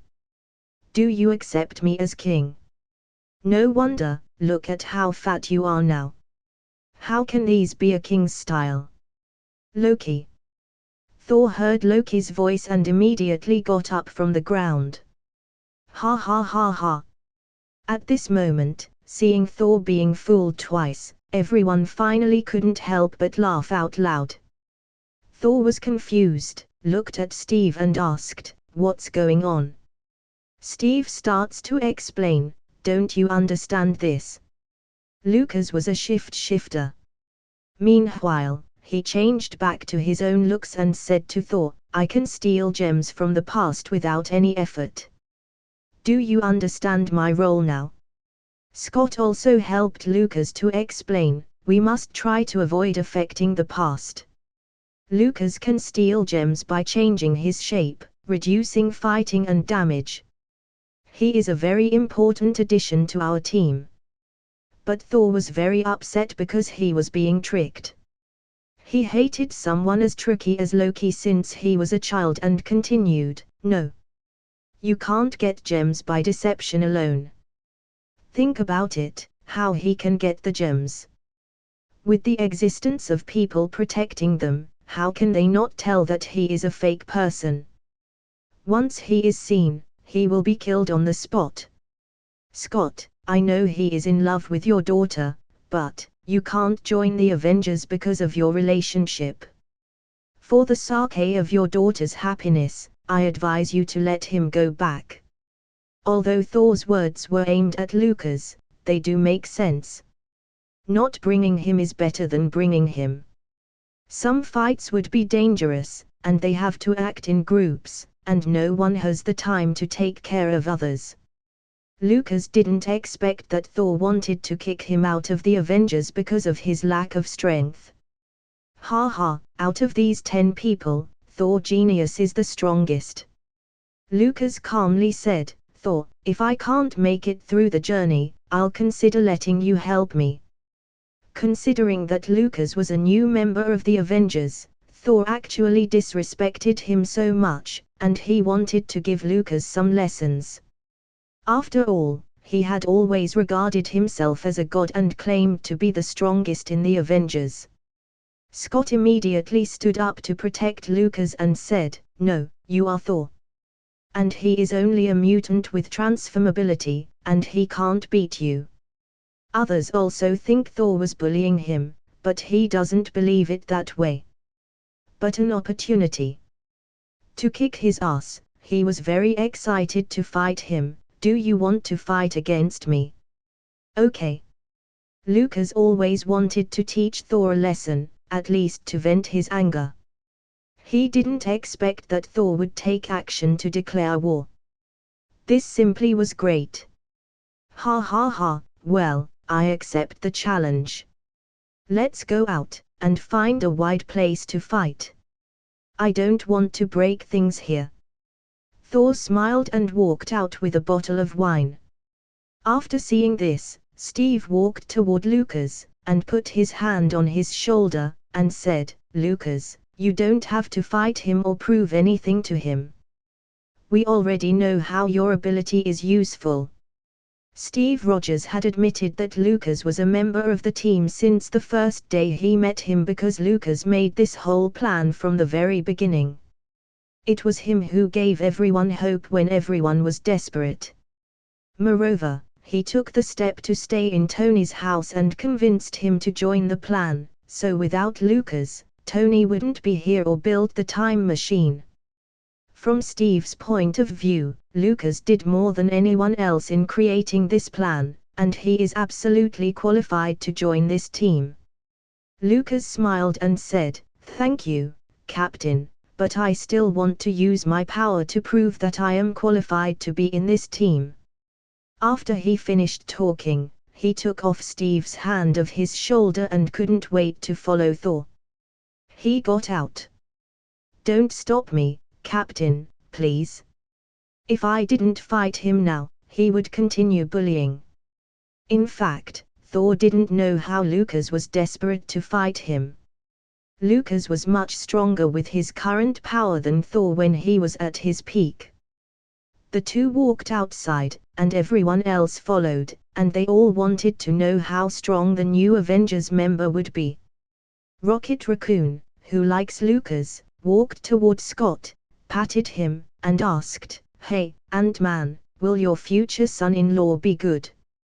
He will be beaten to death by Thor at any moment. Now, your daughter's happiness will be ruined cause of a stupid fight. Scott lowered his head and smiled and said, I do worry about Lukas, but he is not as weak as you said. The first time I met my daughter, I asked her about Lukas's power. She said that he had great strength and can easily tear off the door of a car. The little raccoon showed sharp teeth. Well, then there will be a good show. Thor is very overweight. And now his combat power is not like it was. It's more interesting if he got beaten up by your son-in-law.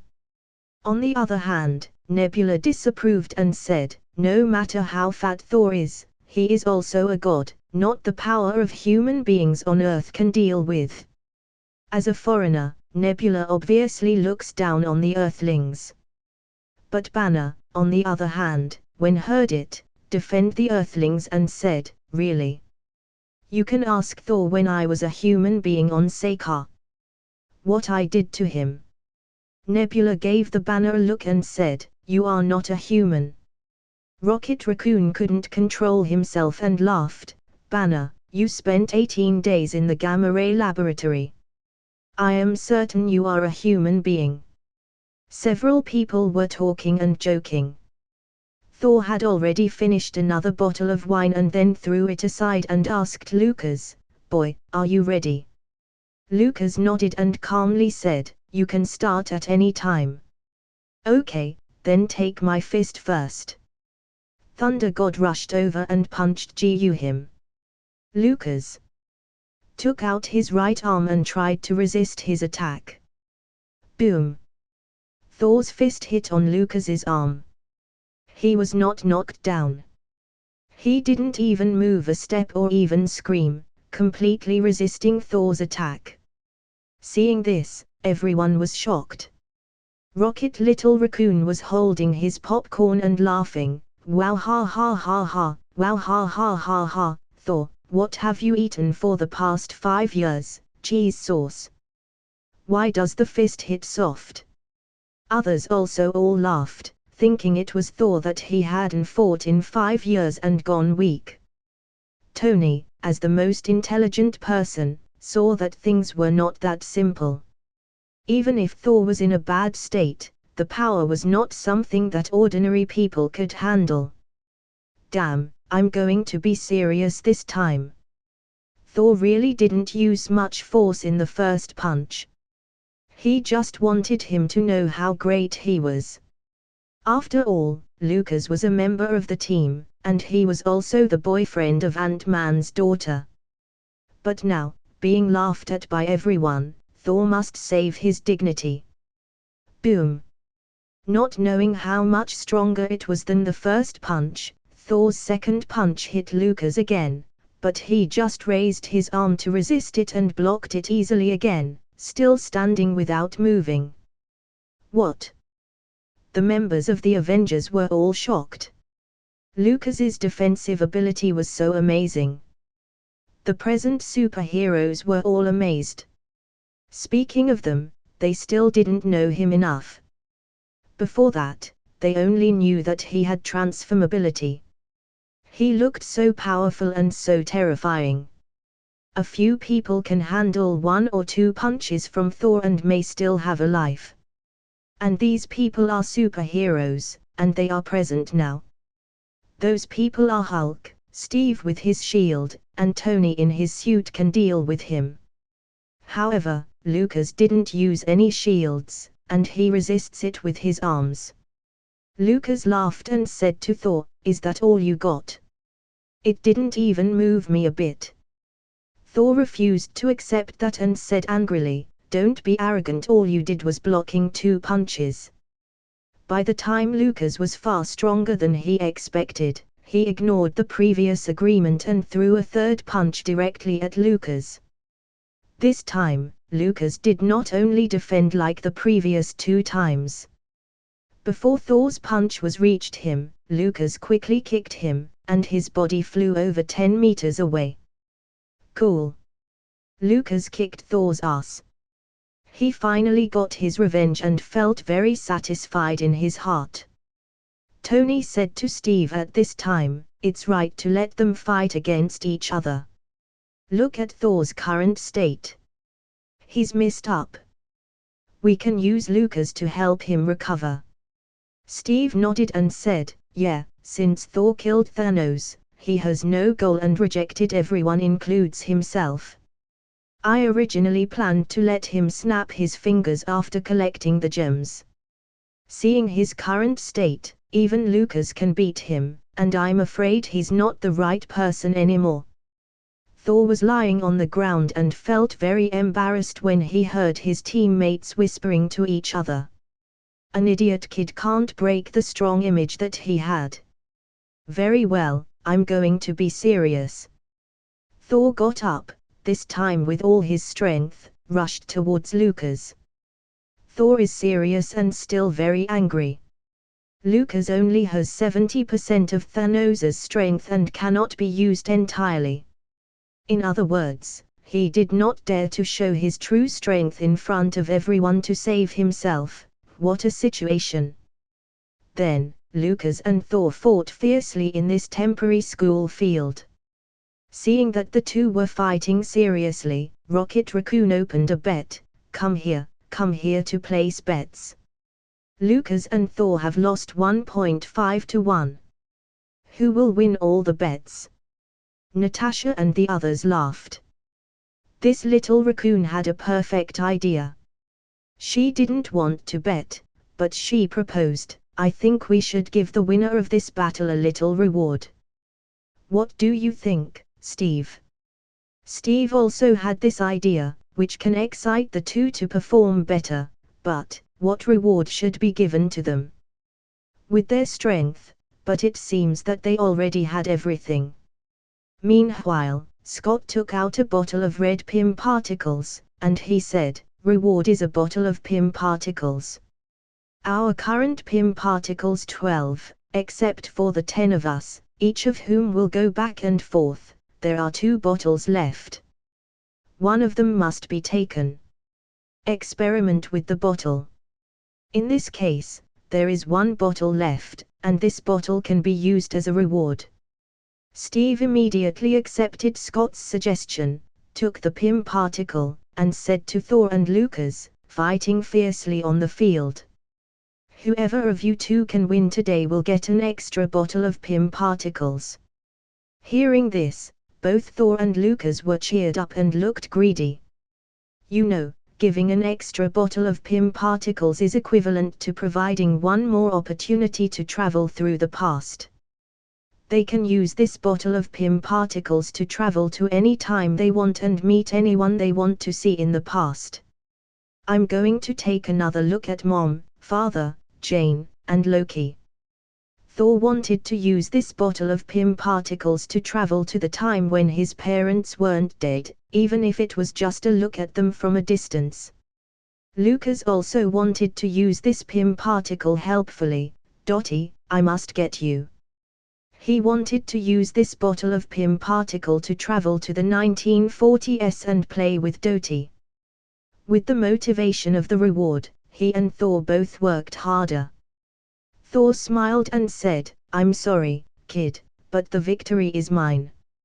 Lukas smiled.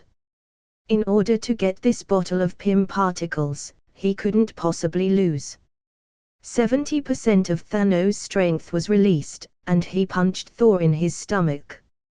Thor knelt on the ground and puked all the drinks he had just drunk. Ha ha, the winner has already been decided. There is nothing else in Thor's body except cheese sauce and drinks. Lukas won. Thor. Rocket Raccoon said with a big smile. The others had no objection. Tony mocks at Thor, I told you, Thor, you should go back to Asgard to your home. And try to recover yourself, if you can go back to what you were in the past. No one can beat you. If you meet your past self, you will be shocked by yourself. Thor puked for a while and stood up, I disagree. Facing this kid, I have no motivation at all. This is not my real strength. Then what do you want? Lukas was a little confused, he beat him up, and he still didn't admit defeat. Thor said, you have transformability. You even know what my mother looks like, and you must also know what Thanos looks like. You become Thanos to fight me. When I see Thanos, the combat effectiveness will be 100 times stronger. Let him become Thanos.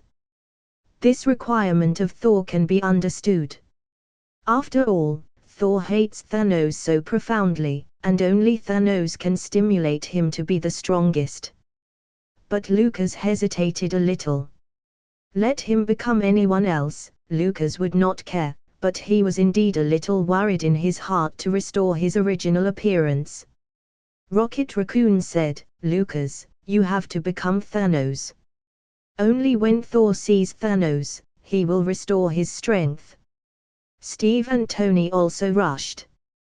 They nodded and signaled at Lukas. They hoped that he could stimulate Thor as much as possible and help him recover his previous combat effectiveness. Lukas smiled softly. He didn't expect that he would show his true face to the Avengers in this way.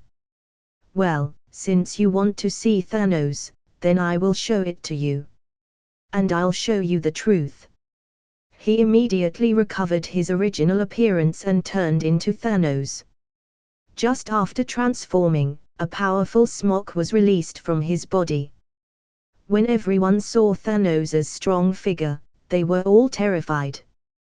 Thor was so scared that he took 2 steps back and completely considered Lukas as Thanos. He suddenly raised his hand in a panic and summoned the weapon Storm Axe. Suddenly, there was thunder in the sky, and soon, there was a magical weapon flowing in the sky, and it fell directly into Thor's hand.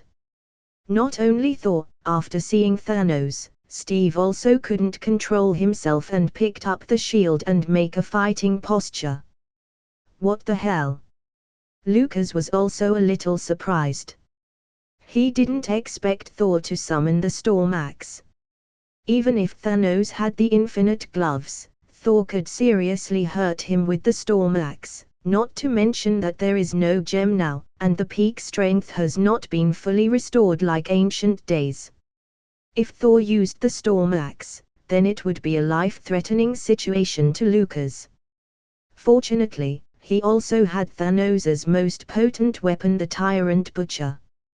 At the same time, when Thor summoned the Storm Axe, Lukas put his right hand in his pocket, which contained Thanos' weapon Tyrant Butcher.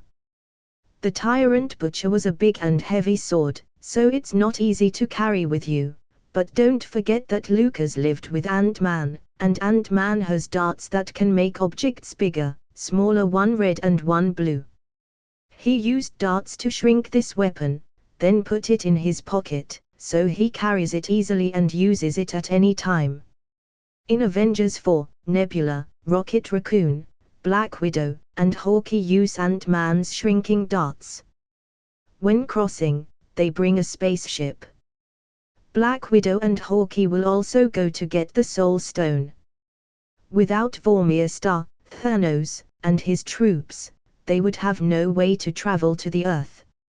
And just when the two sides were at war, and it seemed that a bloody battle was about to begin, Scott suddenly stood up and walked between the two, and said, Hey, guys, easy, relax, easy, Thor, why don't you put your Storm Axe down? He's the fake Thanos, and why the hell you called your weapon? Steve also, after hearing these words, he immediately put his shield down, apologized to him, and blamed the old days filled with hate for Thanos. Lukas made him nervous. Thor, put down the Storm Axe and don't hurt our rookie. Thor gasped, with cold sweat on his face. He was scared when he saw Thanos. Hulk smiled and said, When I went to New Asgard to convince Thor, I saw that he was still afraid of Thanos, but he always said that he killed him and would never admit it. Tony also walked forward and said, It's time to end this needless fight, and then made him back to his original appearance. Thor put down the Storm Axe, walked towards Lukas, and said honestly, Your transformation ability and actual combat ability are too strong. For a minute, I thought you were the real Thanos, Lukas, and you have my respect. Welcome. You joined the Avengers team, and you are now the second best player in the team after me. Rocket Raccoon said sarcastically, Thor, it's obvious Lukas is more vital than you. Don't brag about yourself. Anyway, after this battle, he defeated Thor and became more respected in the team. Steve handed a bottle of Pym particles to Lukas, saying, This bottle is an extra. As a reward for your victory over Thor, you can go wherever you want to go after completing the mission. And see the person you want. Thank you. Lukas took the Pym particle and thought of a way with Dottie Underwood. Meanwhile, Tony clapped his hands. Well, everyone, come in, let me tell you about our plan this time and the things I just developed. They walked into the Avengers building again. Tony gave everyone a bracelet, which looked like a watch, with a thick chain and a button in the middle. Later, he used holographic projection technology to show everyone a model of the Mobius ring, saying, "First of all, going back to the past, robbing gems, will not affect our present, just like this in holographic projection. Mobius ring is the same. However, if we change the past, it will produce a new timeline, which is a parallel universe. To avoid such a thing from happening, we have to go back to it after grabbing it. At the point where the gems were robbed in the past, return the gems carefully. This is what we will do next. Time and space travel coupled with quantum realm space, this will make many people confused. Tony must make the mission clear for all members. Only when they understand the principles can they do the correct thing in the past." Besides Tony Stark, the only people present here are Dr. Banner, Ant-Man Scott, and Lukas, who understand Tony Stark's meaning, and everyone else has little knowledge. Hawkeye asked, "You mean, if we change the past, it won't affect the present?" "Why?" Tony starts explaining, "The moment you make changes, you will create a new parallel universe. This universe has nothing to do with our main universe. Therefore, it's useless to go back to the past and kill Thanos, who was a baby. When we kill the baby Thanos, our Thanos will not be affected. The universe of ours, the world of the main universe, would still be snapped by Thanos." Lukas continued, "Besides, we don't know the specific location of Thanos as a baby, and it is impossible to travel through the past." Tony smiled and nodded. Lukas was a sensible person at this point. Natasha also asked a question, "How accurately do we pass through the past? Is this Mobius ring in our hands?" Tony pointed to the curved green surface in the holographic projection. "This green one is called the Mobius ring. The one we have is called the Space-Time Shuttle Navigator. As long as we set the precise time and place, click this button and travel to the past time." Does anyone has a question? They hadn't any more questions to ask, and they couldn't wait to start the journey. However, before the official start, they had to test once to prove crossing was indeed possible. Tony said, "We are now going to take out a bottle of PIM particles to do the experiment. The experiment is straightforward. It is to travel to the past and then get one thing back from the past. Who wants to be the first?" Scott. After all, Scott was Ant-Man, the most experienced one in it, and it seems that he is the most suitable candidate. However, Lukas knew that in Avengers 4, Scott simply wasted a bottle of PIM particles because of nervousness. Then, Hawkeye took over the job and traveled to the time when his daughter did not disappear in the past. And his daughter came back with a toy. "Why don't you let me come?" He volunteered, and he also wanted to take this opportunity to traverse one more time. Scott didn't sleep well these past 2 days. Rocket Raccoon replied, "Hey, you are too greedy. You already have one more bottle of PIM particles than us." Lukas smiled and said, "Why don't you come with me?" Rocket Raccoon took 2 steps back quickly. "I don't want to experiment. I'm already a laboratory rat. Damn, I hate this stuff." Others had no objection to Lukas's experiment. First, he knows the principle of traversal very well. Secondly, he is strong enough to protect himself. Therefore, Lukas got another bottle of PIM particles, and if he added the ones to be used next, he could travel through the past 3 times. The time machine has been built. It is a huge circular machine. Just stand on it and start the quantum tunnel. Tony asked, "Lukas, don't do anything stupid and waste your time. The time will be concise, and you only need to take anything from the past, do you understand?" "Very clear, Tony." Lukas was already familiar with the time thing. The travel time was concise, and they will forcibly pull themselves back here, so if he wants to stay with Dottie, time was definitely not enough. Very well, then what time are you going to travel to? Where? Tony asked him. Lukas thought for a while. Since the time is short and there is not enough time to find beautiful women to play with, the purpose this time is just to get something. It is better to go to Wakanda to get something good. Wakanda's technological level is very high, and there are many good things made by vibrating gold. Lukas immediately gave Tony the time and location. The answer was 5 years ago, Wakanda. Oh. Are you going to Wakanda? Tony and the others were taken aback when they heard Lukas's answer. He smiled and said, since I will travel to the past to bring something, I naturally have to take a valuable thing. Everyone understands that Lukas wants to go to Wakanda to steal something precious. After Thanos snapped his fingers, the Black Panther disappeared, but the Avengers still have close ties with Wakanda, and there are often holographic projection meetings. Natasha reminded Lukas, you'd better not steal too expensive things, like their heart-shaped grass. This may change their timeline. He guaranteed, don't worry, I don't seek for power. So I am not interested in their heart-shaped grass. Okay, now it's counting down, 3, 2, 1. Tony started the quantum tunnel, and Lukas also pressed the button on the bracelet, instantly disappearing from everyone's eyes. 5 years ago, Wakanda.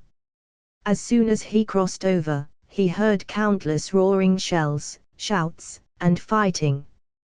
When he looked up, it was rising to the sky. Wakanda's army and the creatures of those alien planets were fighting endlessly. The battle scene in front of him was simply too familiar to Lukas. Isn't that the Wakanda battle in Avengers 3 Infinity War?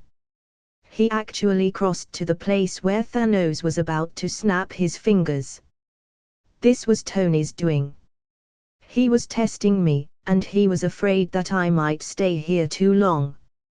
Lukas should stand with Tony when he set the location, and Tony also fought in the Infinity War. Perhaps he wanted him to feel the battle he had missed. This time he crossed the line. In this battle, except for Ant-Man, all the other superheroes of the team participated.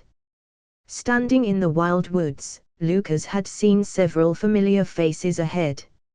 Steve, with his long hair and a beard at that time, holding a vibrating shield made by Wakanda's high tech. Suddenly, Steve turned his head and looked at Lukas, and he continued staring at him. His sight never moved. Hi. Lukas waved to Steve. He felt that Steve didn't recognize him anyway, so it should be fine to say hello. However, he saw the terror in Steve's eyes, and he immediately felt that he shouldn't be here. When Steve saw what he was afraid of, it seemed that he wasn't looking at Lukas but what was behind him. Wait a minute. There won't be another Thanos here. Right. Lukas quickly turned his head and suddenly saw a huge thing coming out of a portal. He was the 2018 Thanos who has collected 5 gems. Holy shit ***T. That is Thanos 5 years ago. 2023 Thanos and 2018 met. Thanos in 2018 has 5 infinite gems. Thanos in 2023 was Lukas, 1. There are no gems, and the strength he had was only 70% combat effectiveness. Damn, I'd better run away. He couldn't change history in the first place. Even if he and the Avengers were here to kill Thanos in 2018, he still couldn't change the fact that half of the central universe was turned into ashes. Meanwhile, Thanos in 2018 had just got the time gem from Doctor Strange. When he traveled to the Earth, he was originally domineering, but he was stunned the moment he saw Lukas. You have a familiar aura. Thanos looked at Lukas in shock. Lukas was worried that Thanos could see his true identity. Once he saw him, the cliff would open up a new parallel universe. So, Lukas pointed to the front and said, "The last gem is over there. Go get it, I'm leaving first, and we will have some tea together later." As he said, Lukas immediately steals small combat aircraft and prepares to run. "Don't leave." Who knows, just after he took off, Thanos stretched out his left hand wearing an infinite glove, and an intense light shot down the plane, and Lukas fell from the plane. "Hey, kid. You thought I didn't dare to beat you, did you?" Lukas didn't think about fighting him, but Thanos dared to do something to his future self. Lukas, to Steve he was barely breathing, said, "Captain, we have to beat him with all the strength we have." Sev nodded his head. "Well, with me then." Steve grabbed his shield and stood in a defensive position, and Lukas took out the Tyrant Butcher sword of his pocket. "The Tyrant Butcher sword, how do you have my weapon?" While Thanos was in shock, Steve took the opportunity to punch as hard as possible, throwing him into the air. Lukas immediately flew over towards Thanos and started a series of serial sword attacks, beat Thanos' forehead a few times, and the strength of Lukas also made Thanos a little scared. For a while, Thanos was defeated so badly that he had no power to fight back. After avenging his previous revenge, he said to Steve, "Captain, I will retreat. First, you take care of yourself." Then, he stole another combat aircraft and flew away. Meanwhile, 2018 Thanos did not dare to stop him. He feared that Lukas was a powerful existence similar to him. He was not arrogant, knowing that the Earth is not inferior to his existence. Meanwhile, Lukas felt that he was out of time and speedily flew to Wakanda's Science and Technology Laboratory. Now everyone has gone to fight outside. The inside is empty. There was not a single person. He could take whatever he wants. The reason why Lukas decides to come to Wakanda was not to fight with 2018 Thanos. He wanted to possess Shuri's silent vibrating sneakers made by Black Panther's sister Shuri. This kind of shoe seems to be just an ordinary insole, but it will automatically turn into shoes after you step on it.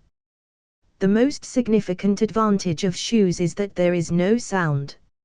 Even if you jump from a few stories high, there is no sound at all, and it also absorbs shock, which can reduce the damage to the body.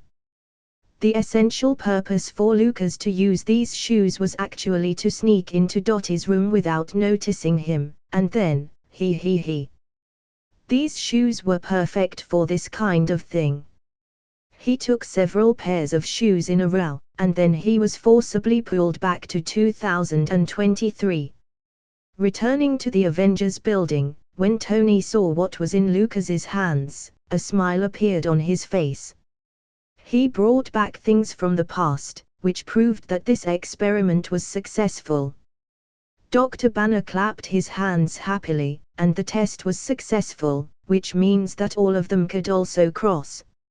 Rocket Raccoon couldn't help but spit sharply, "Are you serious, Lukas? You traveled to a place high-tech development as Wakanda to steal a pair of shoes. You can use them, right?" When Natasha called Wakanda's surrogate female king, she smiled and said, "He could get something more expensive. I believe they won't mind." Lukas smiled lightly, put the two insoles on the floor, then took off his current uniform and shoes and stepped on them. Those vintage heroes, if you don't show them, they don't know how high-tech works. They saw that as soon as his feet stepped on them, the uppers rose automatically, covering his feet perfectly. Rocket Raccoon was surprised and said, "It turns out to be high-tech shoes." Lukas started explaining, "This is a pair of silent shoes. No matter how much weight you are, you can walk in these shoes without sound.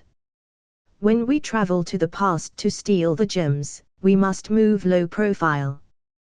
Wearing these shoes will help us not to be detected by others." Oh. Does Wakanda have such a high-tech product? I didn't pay attention to it last time. Steve went toward Lukas to took a pair of shoes, and he was still very interested in these shoes. Hulk also walked over, took 2 shoes, and stepped on them. Since the shoes are self-adapting, Hulk's big feet can also adapt perfectly. After putting on the silent shoes, Hulk found that he really had no sound when he walked.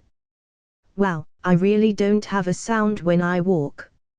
Hulk was so happy, and now has Dr. Banner's consciousness. Hulk's body, in fact, as an ordinary person, he doesn't like such heavy footsteps.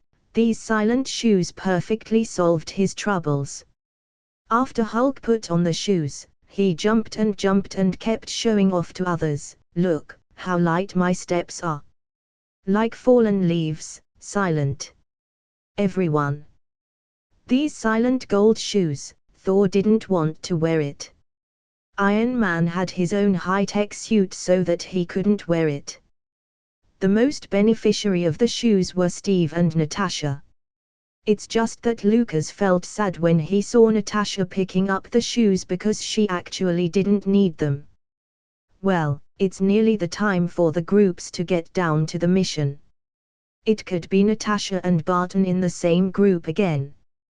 When we meet all again next time, I'm afraid I won't see Natasha. He looked at Natasha with sadness. To be honest, he really didn't want to watch Natasha die. After all, they had a relationship, and she has always been his favorite hero. However, in order to get the soul gem, Natasha and Barton, one of them must die. Meanwhile, Tony asked the most important question. The experiment had succeeded. Now, let's discuss which time and place we are back to. Then, we will make the groups. Is everyone okay with that? Remember how they set the time in the plot of Avengers 4? They discussed for a long time, and many people have thought about the powers and ability of these 6 gems. Almost everything about the gems was totally unclear. Since Lukas knew the answer, he wouldn't let them waste more time. He stood up and said, "Let me talk about my opinion first. Everyone listen and see how it goes. Our goal is to get 6 gems from the past. These 6 gems are Mind Gem, Power Gem, Time Gem, Space Gem, Reality Gem, and Soul Gem. First of all, we set a point in time. In 2012, in that year, there will be 3 gems in NY City at the same time. And they are the Time Gems. From Master Gui, and the Gem of the Soul, which is Loki's scepter, and the Gem of Space, are hidden in the cube of the universe. The remaining 3 gems, Reality Gem, we can go to Asgard in 2013. At that time, the Fat Man's Thor ex-girlfriend Jane inhaled ether particles, which are reality gems. We only need to extract it from Jane. The Power Gem, we are going to the Morag planet in 2014. It remains inside the orb, and grab it before the Star-Lord appears. There is the last Soul Gem, and it's hidden in Vormir Star. No matter what year we go, it's all there. We have to get there before Thanos and get it in 2018. After listening to Lukas's plan, everyone showed a look of respect. Unexpectedly, he knew so much about these 6 gems. Everyone thought about it for a long time but still couldn't think of a better way than Lukas's plan. Steve, just as Lukas said, we need to go to NY, Asgard, Morag, and Vormir at the 3 time points of 2012, 2013, and 2014. Now, it's a matter of grouping. NY, Asgard, we all know it better. I have heard Nebula mentioning Morag, but we don't know much about the planet Vormir. Lukas, I think you are more familiar with the planet Vormir. You should go to the planet Vormir. Lukas was stunned for a moment. Did I hear it wrong, or he just ordered me to jump off the cliff on the planet Vormir? No way, no, I can't go to that place. You should arrange for me to go to another planet. He said it directly. Even if Lukas went to planet Vormir, it is useless because he does not have a beloved one. They still cannot get the soul gem. Only Barton and Natasha can go to Vormir. Among the present people, besides Lukas, only Nebula knew the secret of the planet Vormir, but she was the same as Lukas. She couldn't tell this thing. And if they tell everyone in advance, they have to decide who will sacrifice himself, which would affect the whole mission. As teammates, everyone couldn't decide who will die. Seeing that Lukas seemed unwilling to go to Vormir, Thor laughed and said, "Lukas, I thought you were courageous, and I did not expect that there are places you would be afraid of. It is a pity that I must go to Asgard. Otherwise, I will go to Vormir and obtain the gem in a short time." He laughed at Thor. Unfortunately, the man who loves you the most is dead. If Loki was alive, you might have the opportunity to get the gem in Vormir. Meanwhile, Nebula stood up to help him. I also don't think Lukas is proper for going to the planet Vormir. There must be a pair of people who agree with each other to complete the gem requirements. Agree with each other. Steve thought about this and looked at them. At first sight, Barton and Natasha had known each other for many years, and the understanding between them is the best. When Natasha went to Tokyo to look for Barton, she just stood behind him. Barton didn't even turn his head, knowing it was Natasha. Natasha and Barton looked at each other and smiled, and then she said, "Okay, then Barton and I will go to the planet Vormir." Barton also nodded at Natasha. His eyes reflected guilt, and he found that Nebula was feeling the same way, and the two moved their heads down in shame. Maybe, then they are responsible for Natasha's death now. Steve said, "Okay, the candidate for the planet Vormir has been decided. Now let's confirm the planet Asgard." Thor grew up in Asgard, and he is most familiar with the situation there. He is definitely going there. Who else would like to accompany him? Speaking of his homeland, Thor became happy. "Haha, that is a good idea. Please sign up, whoever comes with me, I will take him to the Asgard wine basement to drink the finest wine." However, no one raised their hands and wanted to go with him. Naturally, Lukas didn't want to be with him on the same team. Thor was a little embarrassed. Like the plot of Avengers 4, the Rocket Raccoon stood up and said, "Thor, I'll sign in and be with you." "Ha ha, Rabbit, I will take you to eat a meal in Asgard." Thor began to pet the little raccoon with both hands again as a pet.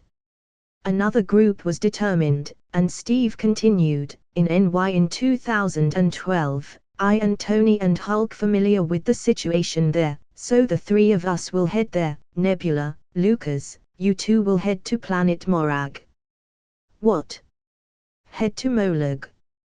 The place where Lukas and Nebula couldn't go was the planet Morag.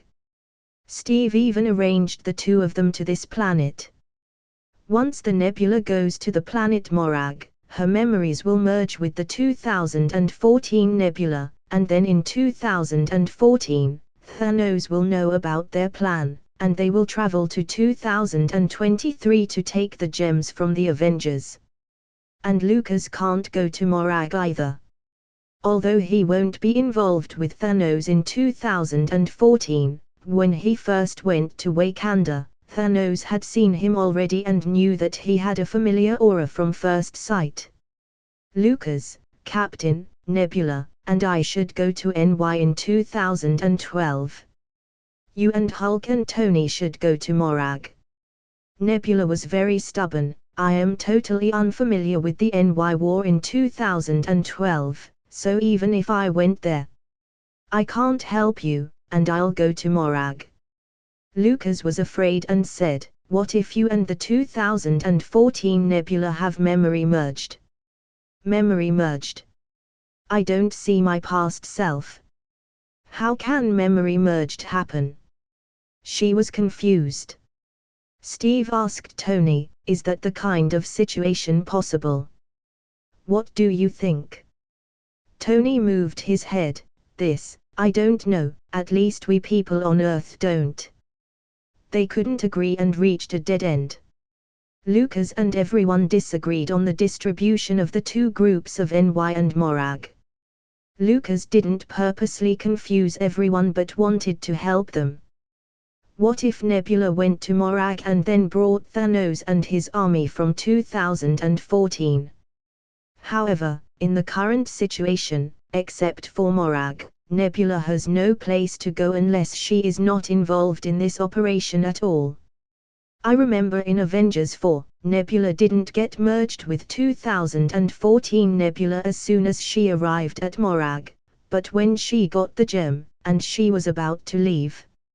At that time, 2014 Nebula saw and knew everything, so she told 2014 Thanos. In other words, I can take Nebula to Morag, then find a chance to feint her, and then send her back in advance.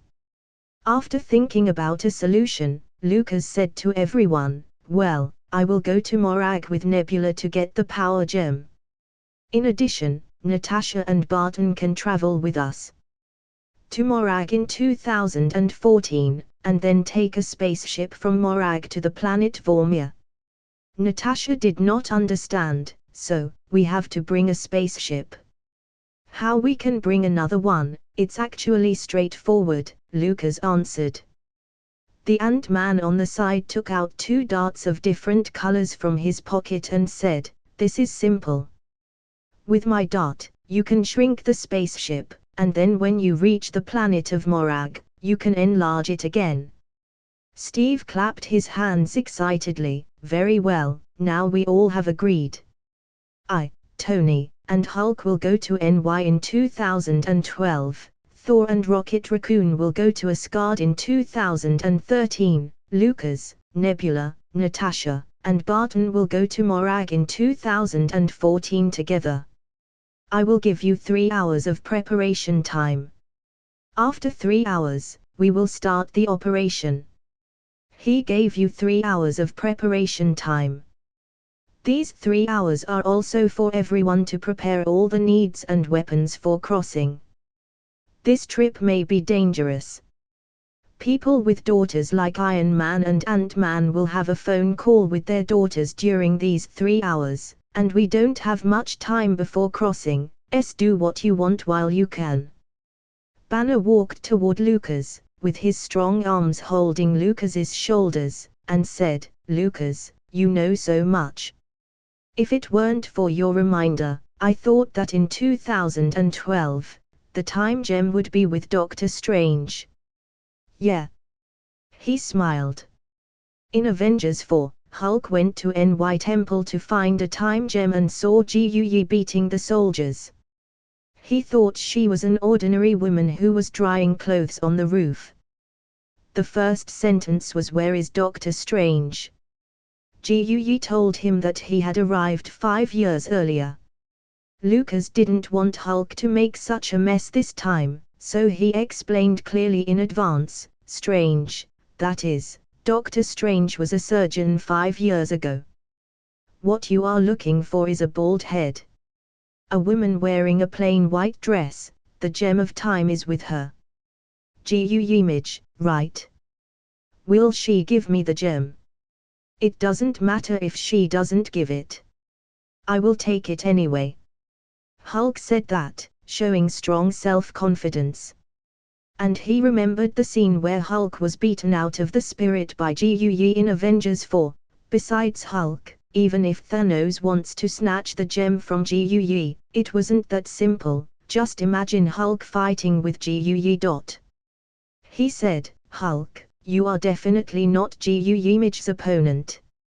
You don't need to use force with her, you just need to tell her that Doctor Strange handed over the gem, and she will give you the time gem. Oh. Hulk was surprised and quickly realized, yes. Since Doctor Strange handed over the gem, there must be his reasons. Gui should believe in Doctor Strange's decision. Lukas, you are clever. You are the smartest person I have ever met, whispered, not even Tony can compare to you. Ha ha. Being appreciated by Dr. Hulk as the most intelligent person, but a glorious compliment, but Lukas wasn't really so all-knowing, just like Doctor Strange, he has watched the plot in advance. After chatting with Hulk for a while, he discovered that Natasha was standing alone by the window in confusion. She looked very lonely.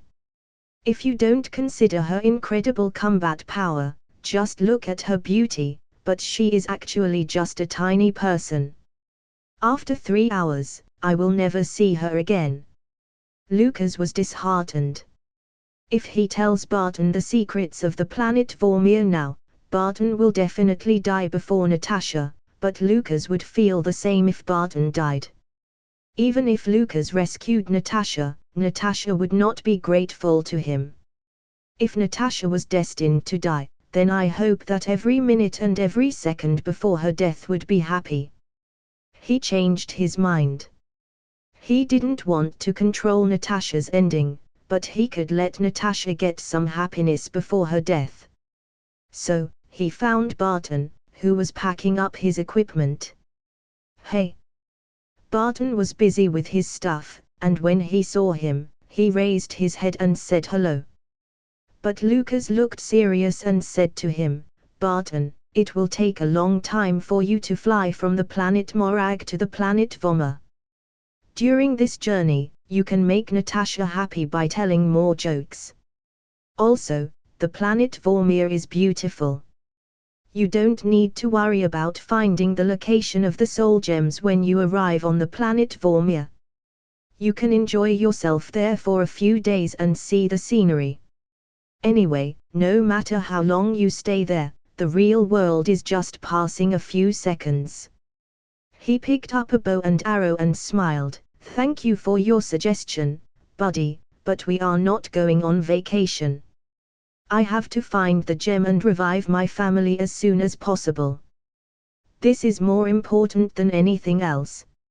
At this point, Lukas took Barton's clothes, and put in his bag very seriously and said to him, Barton, I wasn't asking you, that's a command.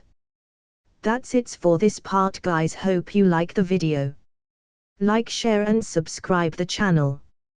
And also tell me in the comment section down below if you have any recommendation. Thanks for watching.